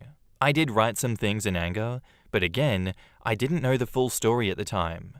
I apologize if I misspoke or gave anyone the impression that my marriage as a whole is me being steamrolled or walked on.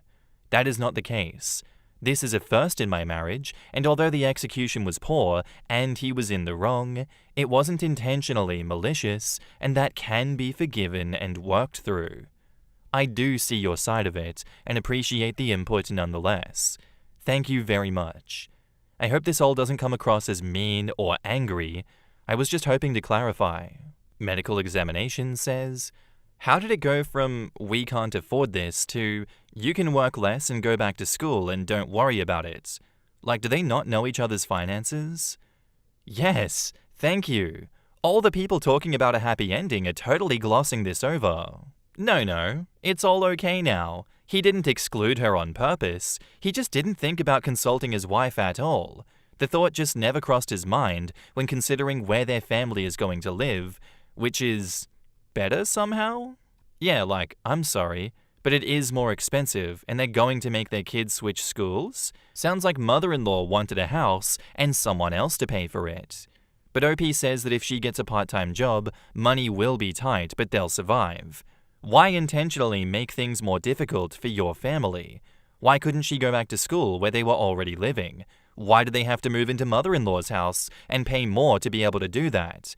Paying more and having less money? How will they be able to afford school?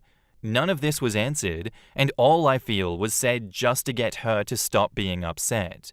They will move, and he will say that we can't afford school, you need to get a full-time job. And don't forget, mother-in-law is not manipulative, even though she was told no by OP before she ran into dear husband to share her thoughts to get her way. It's all good.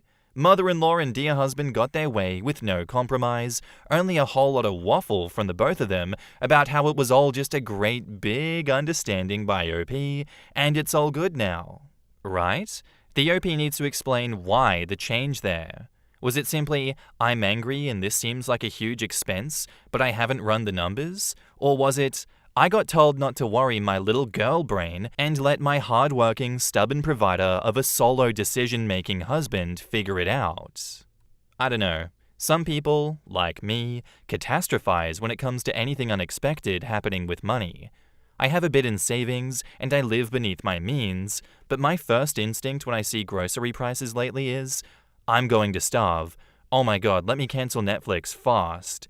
It's like, hold on, man. I've come a long way, and I'll be alright. My husband found my Reddit account and forced me to write this update at gunpoint. Send help. Oh god, I'm getting those vibes. I really don't think that relationship is as great as the people in it seem to think, but what do I know? It's not. No relationship is healthy when one person is described as stubborn to a fault. The husband got exactly what he wanted, and he used his mum to manipulate his wife into being okay with it. OP, likely losing my job. Husband, let's increase our monthly nut.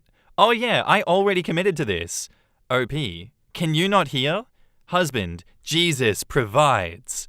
OP, so yeah, all good here. Apparently the landlord accepts Jesus's as payment. I mean, given it's his mum, maybe she does. For all we know, he'll say, God gave us this chance and wants us to live here. And she'll say, good point, son. You don't have to pay rent. As long as God is helping them out, they'll be fine. Like, come on, guys. When has God ever fucked over innocent people who believe in him? Like, come on. It's not like there's a whole book about him specifically fucking over one guy in particular because of how devout his beliefs in God were.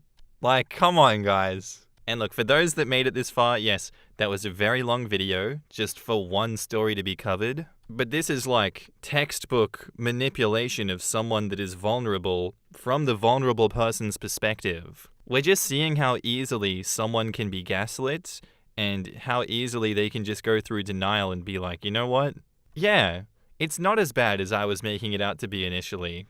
I guess I just had to accept it because this is just chill. I really hope there's another update in the future where she snaps out of it and takes some action to protect herself and her kids. Because that is just so unhealthy, and I'm so upset that this was the outcome of all of that, despite all of the people trying to pick this apart and being like, are you sure this is a good idea? Are you sure?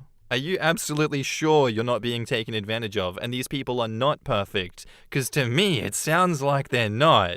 Anyway, I'm upset.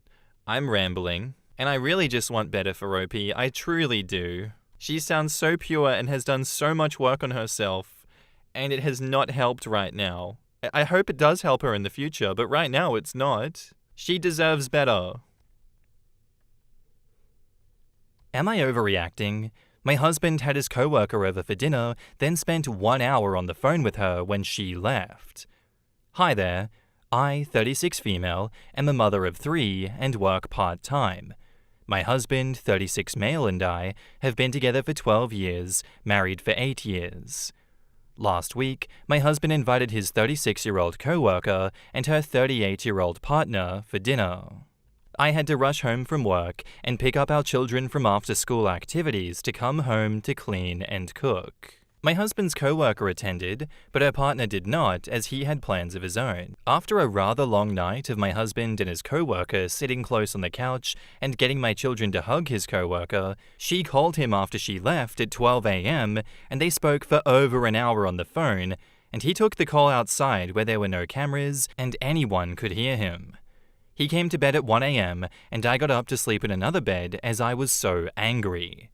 He followed me and asked why I was so upset, and when I said that I was angry about the phone call, he stated that he called her as she had 2 glasses of wine and was driving home, so he was concerned. Today, he said he was planning on meeting her partner as she wanted to double date. I have stated that I'm not interested. Am I overreacting, or is there something more here? In the comments, Scotty Hubbs says, "My dad did this to my mum when I was a kid. The woman's husband came too, and my dad and this woman went and sat outside and left my mum to entertain a stranger. My dad was definitely having an affair. Not his first, not his last. You rush to clean and serve them, plus take care of the kids, whilst they make you feel like a third wheel in your own home? I would have reacted the same way. Definitely did not overreact. She could have shared her location, but a 1-hour phone call is a stretch when she has her man to fill that role. Set boundaries ASAP. Always trust your gut, if not sixth instinct." Husband going outside to talk to her on the phone for an hour at 1 a.m.? They're basically already in a relationship, and he's not even trying to hide it from OP. At this point, I'm wondering if her partner even exists. I would agree to the double date to see if he actually shows up, or if there's another convenient excuse for his absence. My point is that your husband's situation with his coworker is very suspicious, and your feelings are warranted. I don't trust him, nor her.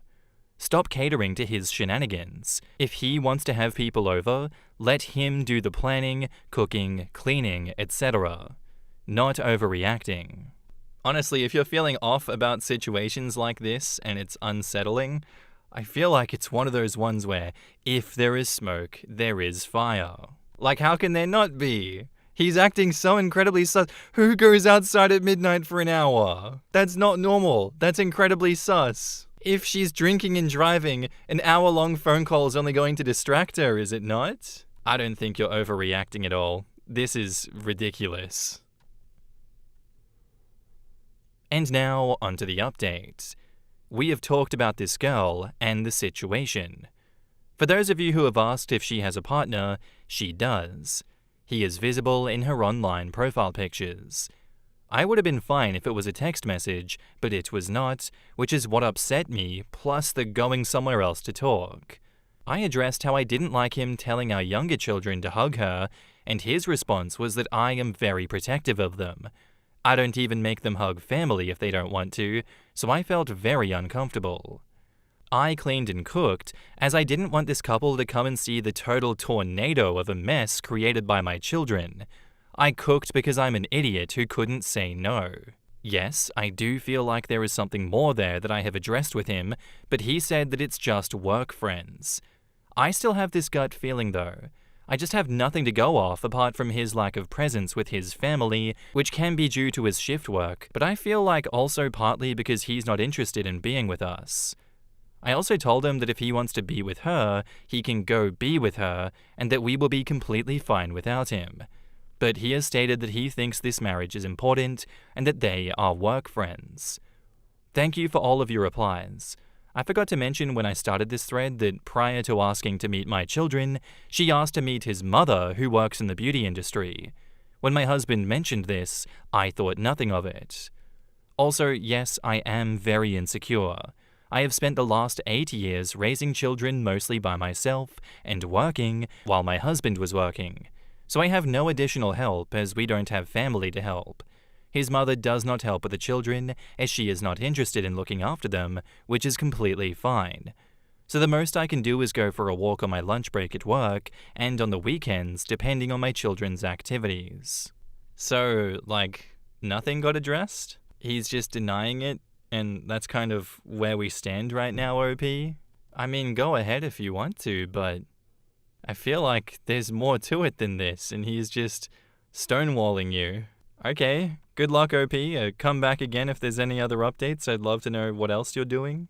Thank you for the story. Our next post is by user IndependentBody8317, and it's titled, "My boyfriend is being asked to pay child support for a child he was previously told could not be his." I will try to write everything chronologically so it makes sense. In 2022, my boyfriend and I had not yet met, and he was seeing what the dating pool had to offer. He met a woman, they went on a few dates, shared a night or two, but nothing more came of it. A little while after they had last been together, this woman texts him asking when their last date had been, saying she was pregnant. My boyfriend told her the date and asked how this could be, as they had used a condom, and she told him she was on the pill. She just said that from the time window her OBGYN had given her, there was no chance he could be the father, and then blocked him everywhere, and he didn't hear from her again. In 2023, my boyfriend and I met, hit it off, and have been in a wonderful relationship ever since. Come September 2024, and my boyfriend gets a letter in the mail saying the woman from 2022 has named him as the father of her now nearly 2-year-old child and wants him to pay child support. My boyfriend writes back, explaining the situation and asking for more information. As a response, he receives no information whatsoever, but a very aggressive letter telling him to just acknowledge paternity. He, of course, does not, and a few letters are written back and forth until finally the mother writes a letter herself. Once contact is established to the mother, my boyfriend tries to find out why she wants child support now when she said he could not be the father and what this whole situation is about. Her story now is that she lied to him about taking contraception because she wanted a child, and then lied about the possibility of him being the father because she didn't want him to receive paternal rights such as shared custody or visitations. The only way to know for sure whether or not my boyfriend is the father of this child is a test, which he got to take yesterday after months of unfriendly, insulting, and straight-up manipulative letters from both the mother and the child support office. Now there's nothing we can do but wait for the results, but the anxiety is pretty intense for the both of us. We have talked to a lawyer and tried to gather as much information as possible, and from what we know, if the test is positive, my boyfriend will be forced to pay about 1/4 of his income in child support until the child finishes their education, and the child will be entitled to a not too small portion of his assets when he dies. There does not seem to be a way to dispute any of this, because child support is seen as the child's right in our country, so the mother's lies, even though she openly admits them, and we have proof of this, are not taken into consideration. We are terrified of how this could impact our future. We've always wanted kids, and now don't know if we'll be able to afford building a family together. It feels like receiving a positive test result will mean this woman shattered our dreams, and that the law is just standing by and applauding her. We also feel incredibly sorry for the child, as they obviously did not ask for any of this and are now stuck in a horrible situation because no matter who turns out to be the father, he will probably not be thrilled about it. We decided not to talk to friends or family before we know for sure, so thanks for letting me get this off my chest here. As my boyfriend has gotten this comment from the one person he decides to confide in besides me, I would like to ask you to refrain from commenting things along the lines of, well, if he didn't want a child, he shouldn't have slept with anyone. That is neither helpful nor anywhere close to how reality works. In the comments, CK Thorpe says, "Are you sure the child support office address is real? Check with Google to confirm the address. Is it possible this is all just a big scam?" OP replies, "I thought that too, but from all I can tell, it is real. Call the main office in your town and double check to see if everything is on the up and up." I think this is a valid approach. Should she have gone far enough to fake the CPS messages, she's also going to cheat with a DNA test, right? Well, I don't know about cheating a DNA test, because I don't know how to do that, but I've seen and heard people cheat and fake CPS.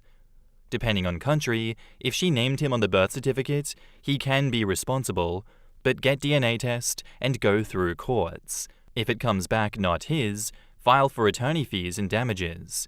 If it is his, file for 50-50 custody and no child support. Figure out what you want and if you want a child. I agree with this. If he's the father, he should sue for split custody.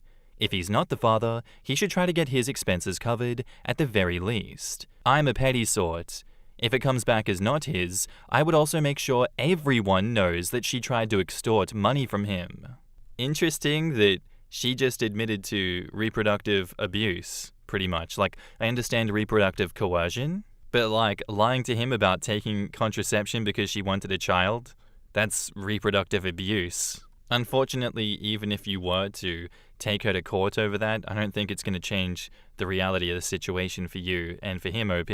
Whether you should or should not try putting her in jail for this one is up to you.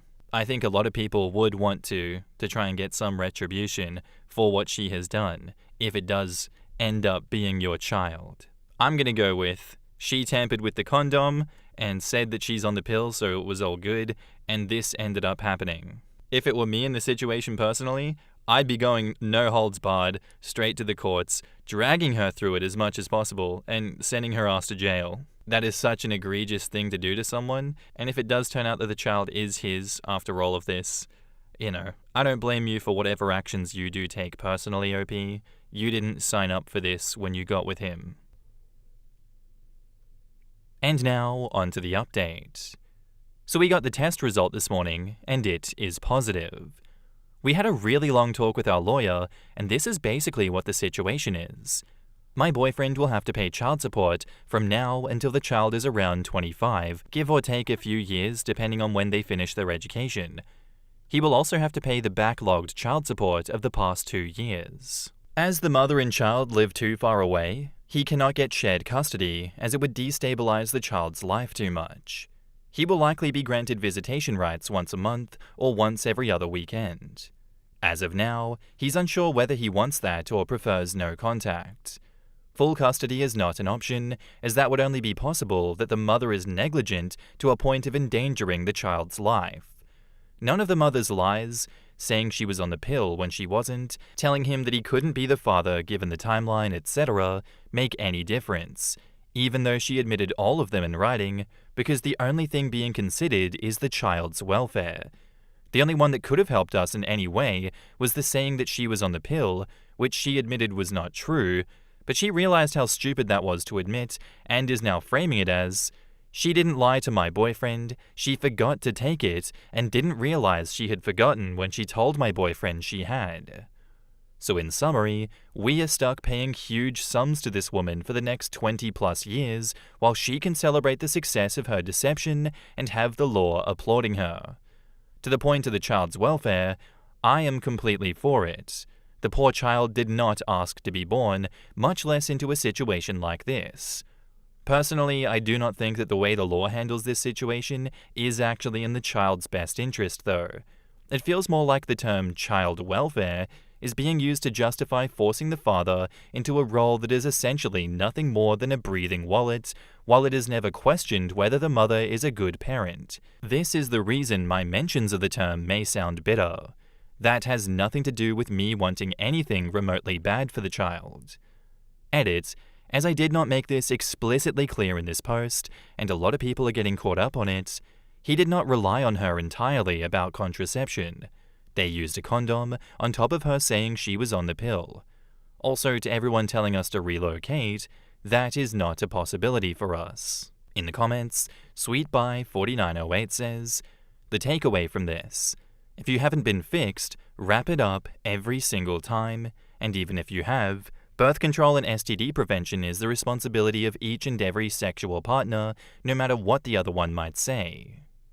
Raven Maleficent says, no, your boyfriend is the one on the hook for child support, not you.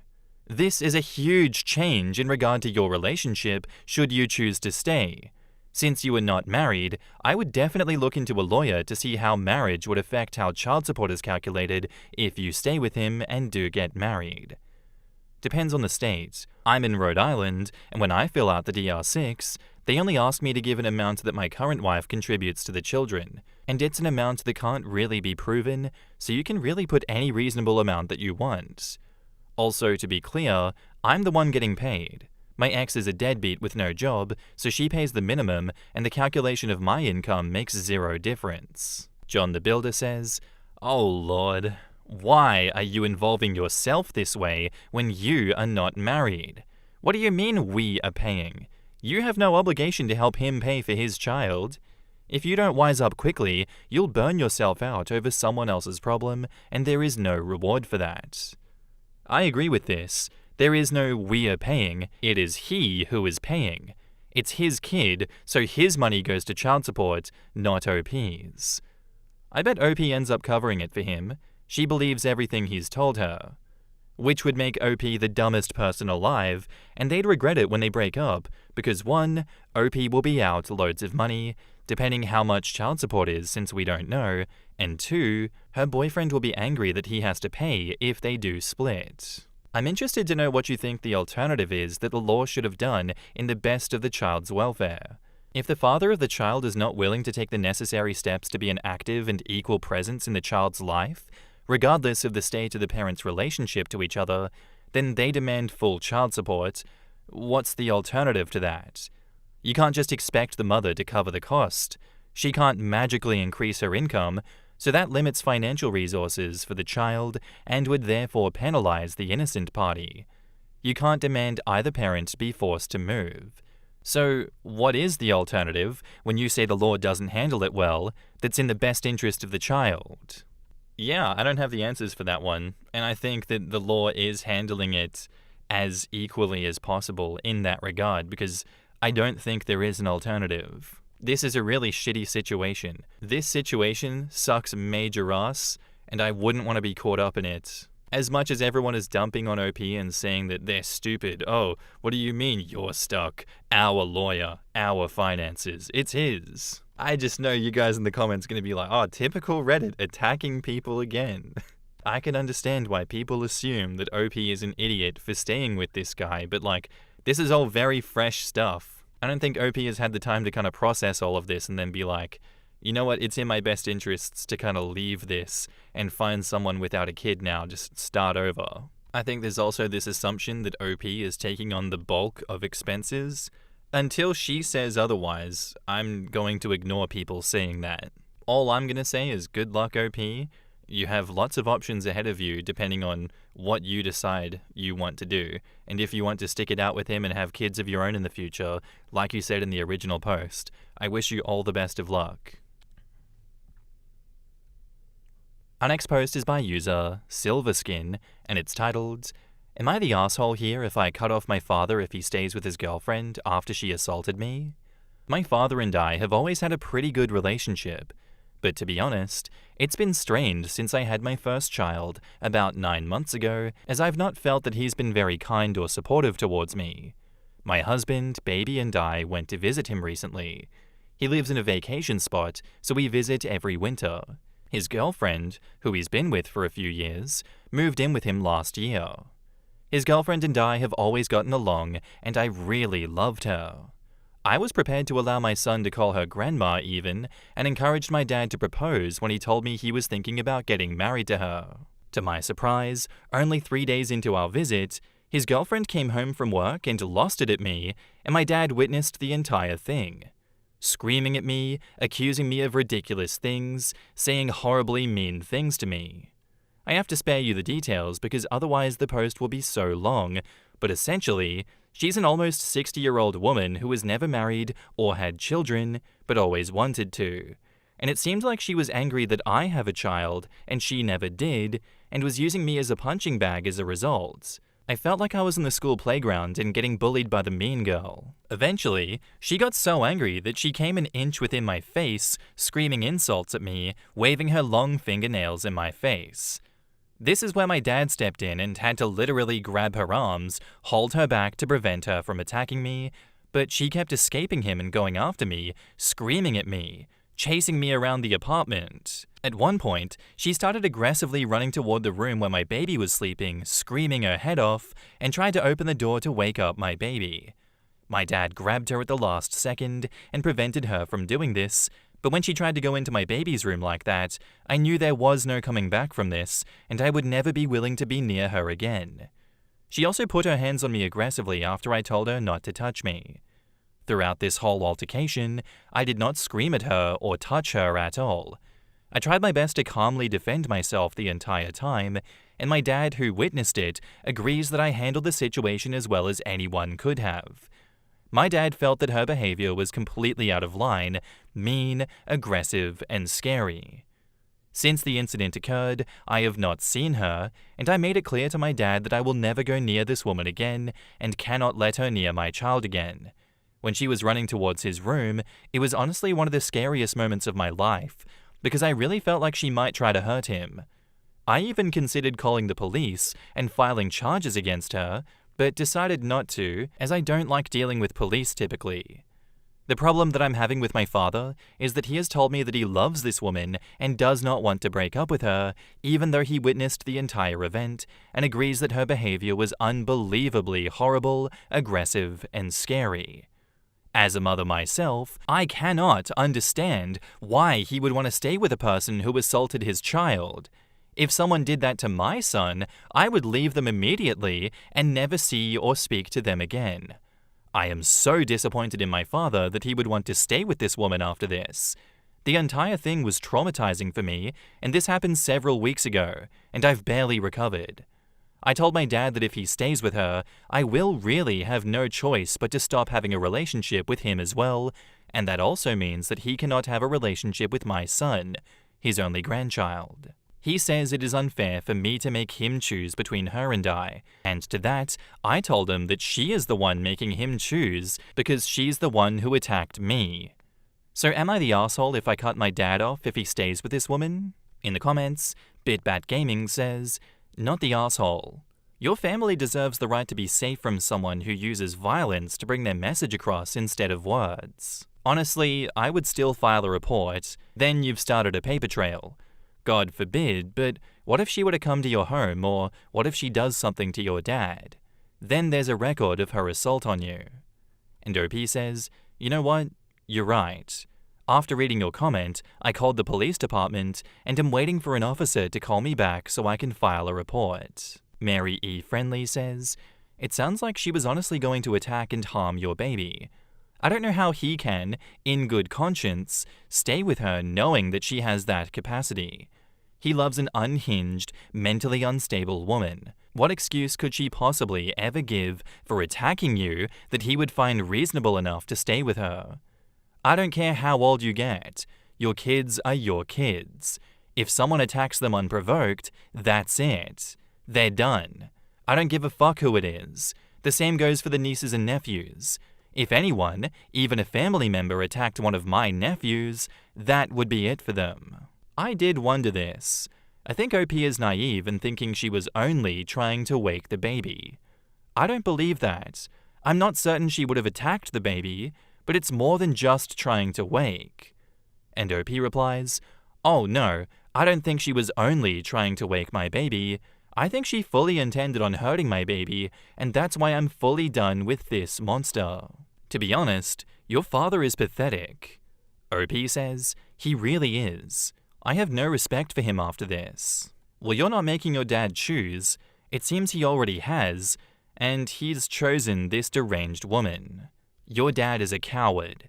He would rather lose his daughter and stay with the crazy woman than be alone. You're a better person than me. I would have punched her in the face. OP says, "I was seconds away from tackling her when she went towards my baby's room, and would have if my father didn't grab her first." Yeah, I'm with everyone else on this one, OP. You're not the asshole for cutting him off, because any sane person would cut her off for doing that. He has no good reason for continuing to be with her after this. She literally snapped out of nowhere and went to attack you and then attacking the baby. You can't risk being around someone like that. You can't allow them to be within arm's reach of your child and within arm's reach of you. He sees all of this and he's like, I don't care. I'm gonna do it again. You wanna see me do it again? I condone this behavior.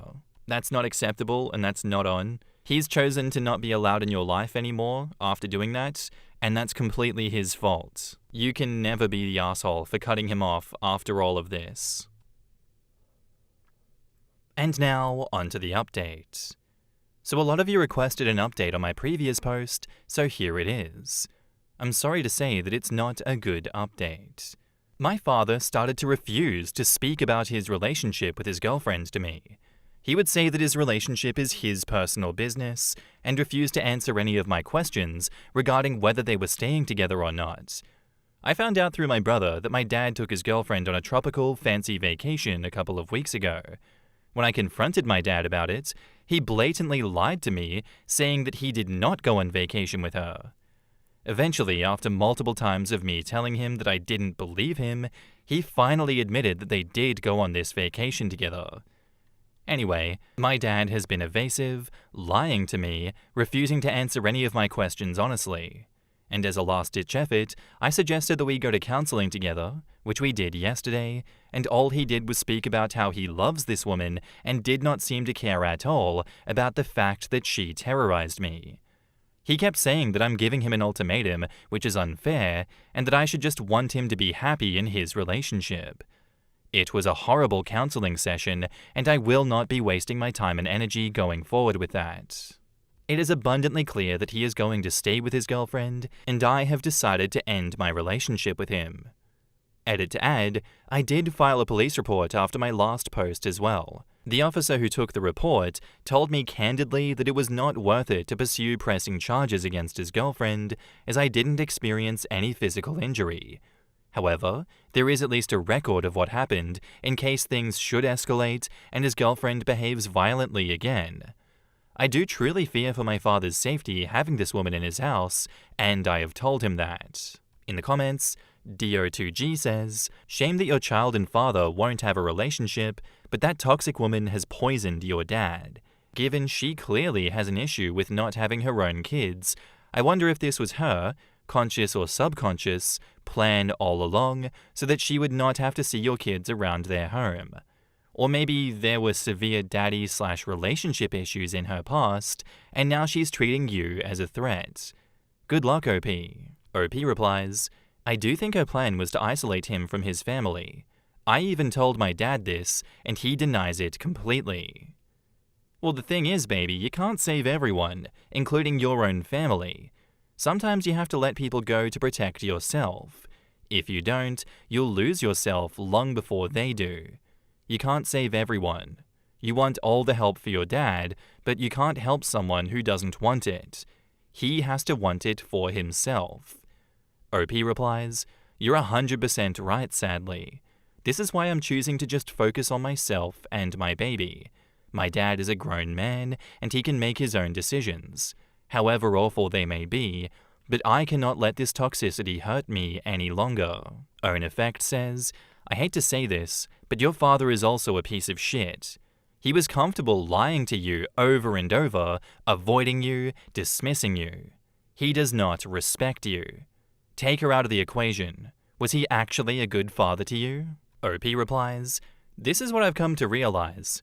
His lying is out of control. He was blatantly trying to manipulate me. He even texted my brother saying he is trying to control me. His behavior since this incident occurred has been nothing but self-absorbed and frankly horrible. That's a big reason why I've decided to end my relationship with him as well. I do not think he is a good father to me at all at this point. I even met with my father's best friend on this issue, who is like my surrogate uncle, as he has helped me with problems with my dad in the past. He said my father is a narcissist, completely self-absorbed, not capable of being a loving father towards me, and has completely failed me on this issue. He's 100% right, sadly. By the way, I didn't even have to tell him what happened. He knew about the entire incident directly from my dad, and that was the conclusion that he came to just by speaking to my father." Servant Girl 789 says, "I'm sorry that your father cares more about having access to sex than his own child or grandchild's." Well, it may not be about sex. OP's father may be lonely and feel that having a partner 365 days a year will have a more positive impact on him than a relationship with his daughter and grandson who live far away. OP replies, "My dad actually lives near me about 6 months of the year, and I see him multiple times a week when he does. The other half of the year, during winter, he lives somewhere else. And typically I visit him at least once or twice when he does live there. This last trip, I was supposed to visit him for nearly a month. The trip got cut short due to his girlfriend's attack on me, and we left shortly after. I really do love my dad, and I have made every effort to spend time with him. In addition, he has tons of friends. He sees his friends literally daily for his hobbies, golf primarily. He's also young, in good health, relatively attractive for his age, charming, and wealthy. He could easily attract a different partner. Not the asshole. I read your original post when you posted it, and it seemed weird that she went from being nice and loving to a complete psycho without anything happening. And then I read it again and realized something did happen. You had a baby. She moved in with your dad and she likes the lifestyle. Her attack on you happened after she got home from work. She was probably stewing all day about your dad being at home with you, your husband, and mostly your baby. Her next move will be giving up work. Then your dad will be completely responsible for her financially. You just cut your dad off and played right into her hands. Your brother is next. She wants to ensure that your dad is isolated from you. It's working. Soon she will suggest that he changes his will to exclude you and then your brother. Have you considered not cutting your dad off, and maybe instead you could just tell him that he is welcome in your life and your son's life as long as he doesn't bring her to your home? She will pretend to be hurt, then she will be angry. He might eventually see what she really is. And OP replies, "I've considered this approach, but to me it would just be fake. My father is a very wealthy man, and I do believe she is purposely isolating him for this very reason. I've come to the conclusion that if he wants to remove me from his will, then fine. I don't want the money anyway. I'd rather live authentically and can't have a relationship with someone who has hurt me so deeply." Man, it's just another one of those situations where it's like, what do you do? And OP wants to live their life authentically? I respect it. He really doesn't have many redeeming qualities by the sounds of it, and he's chosen someone that has even less redeeming qualities than himself, and he aids and abets that. In a way, it seems like he gets off on the drama and he enjoys it, so that's also why he keeps her around, because maybe that keeps his life more exciting. If that is the case, that's an assumption from me.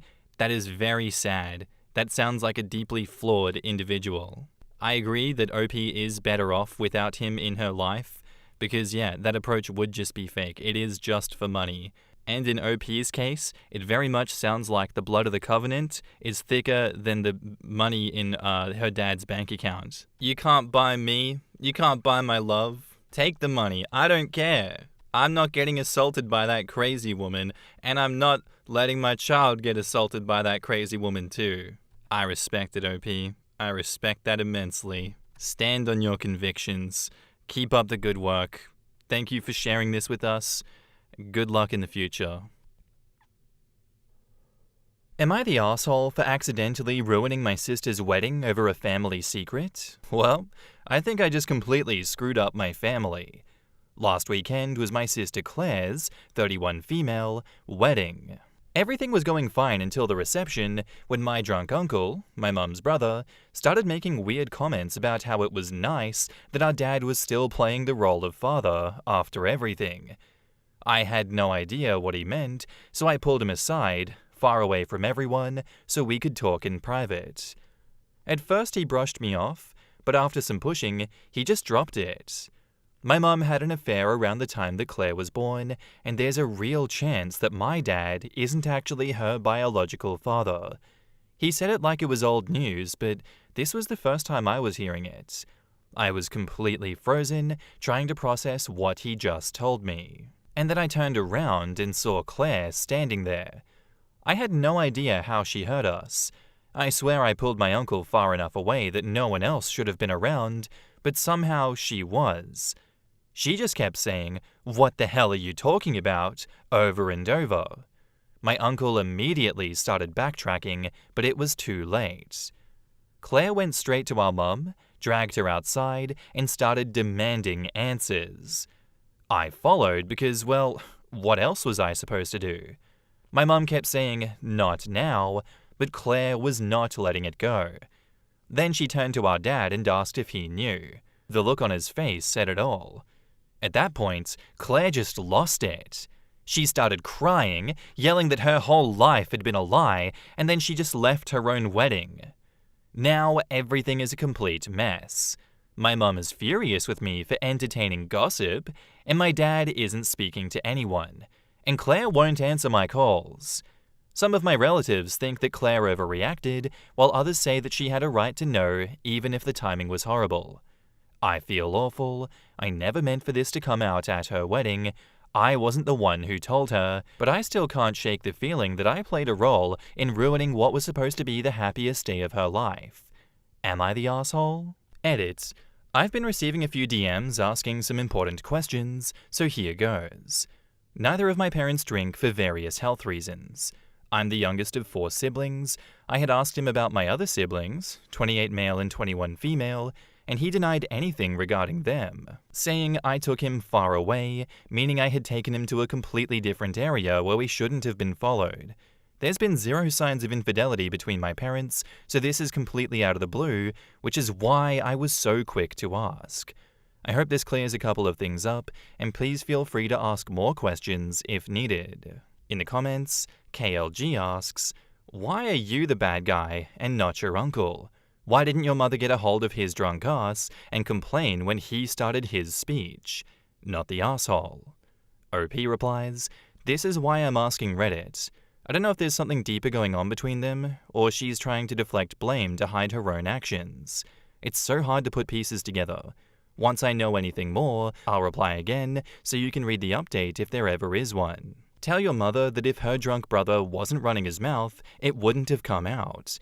Then look at her and say, in fact, if you hadn't cheated on your husband, none of this would have happened. I don't want to hear entertained gossip bullshit.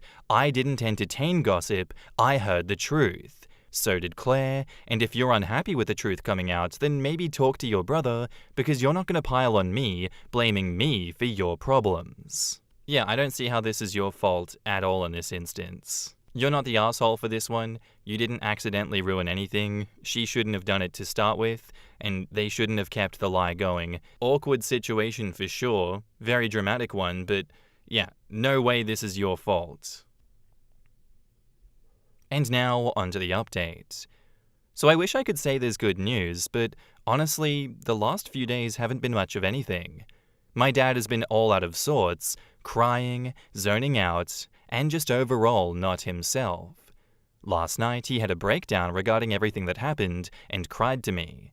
He thanked me for bringing it to light, but also scolded me for doing it at the wedding, which I understand completely. I know I should have waited for a better time to do it, and I honestly have no excuse for that. My dad created a life 360 with me whilst he went to stay at a hotel just a couple of miles away. He says he doesn't know how long he's going to be there for, but I know he's safe. I've heard very little from my sister. I sent her a long paragraph apologizing for everything and telling her my intentions were never to hurt her or ruin her day. She sent me back a paragraph telling me that it's not me she's upset at and that she's honestly thankful for me bringing it to light since she heard his first comment too, and if nothing was said, it would have eaten her alive. We're not on good terms, so to speak, but I check up on her every so often after a commenter in my original post told me that she could do something drastic. So thank you to whoever said that. It never even crossed my mind. My mum and uncle are a lost cause. They spent the last couple of days trying to argue with us that it's not what it looks like, and now they're claiming that it was just a harmful prank and never meant to upset anyone or cause drama, but for obvious reasons, no one's believing them. And this claim is what led to my dad leaving. I think he knows something else, but I'm not going to pry at him for that just yet whilst everything is still raw. Sorry this update wasn't much of anything. I just wanted to update people on what my sister's perspective is and how my dad's doing since I've had a lot of people message me concerned. I understand people will have a lot of questions, and I'm willing to answer what I can. In the comments, Sweet Interview says, sounds like the dad didn't even know, and the mum simply told the uncle and others that he knew and had forgiven her. That way most people wouldn't bring it up again and would just accept, like, what can they do if he's chosen to father the kid? OP replies, from everything I've heard, my dad has been completely oblivious about everything like the rest of us. But the second part is a very good point, and I'll try to bring it up if I ever get to talk to my mum about it. Zealous Ideal says, I agree with the DNA testing. That doubt will always be there. You need to rip that band-aid off as soon as possible. Better to know 100% so everyone can move on. Your mother is trash, and I hope she gets found out. All of it. Notice how her anger is pointed at everyone else. Typical of a cheater. At least your sister has confirmed that it's the uncle's comment that ruined her day. You can extrapolate why she overheard now. She deliberately followed you both because she wanted answers as much as you did. If you hadn't asked, she wouldn't have been able to concentrate on anything else all day. That's the wedding ruined for her either way. So, it's only the real culprits who are misapplying the blame. Your mother, who cheated, and her brother, who ran his mouth off while drunk. Neither seem capable of taking responsibility for their own actions, so they sound like two peas in a pod. Out of curiosity, are either you and your sister or your mother and uncle twins by any chance? And OP says, my uncle's about 5 years older than my mum from what I've been told, and I'm the youngest of 4, my sister being oldest. I'm just out here wondering if the mum cheated with the uncle, because that would make sense as to why he's been so vocal about it, but what an insane time to bring it up. Definitely agree there needs to be a DNA test done, and lots more conversations to kind of understand everything that's happened here. Good luck, OP. Thanks for the story.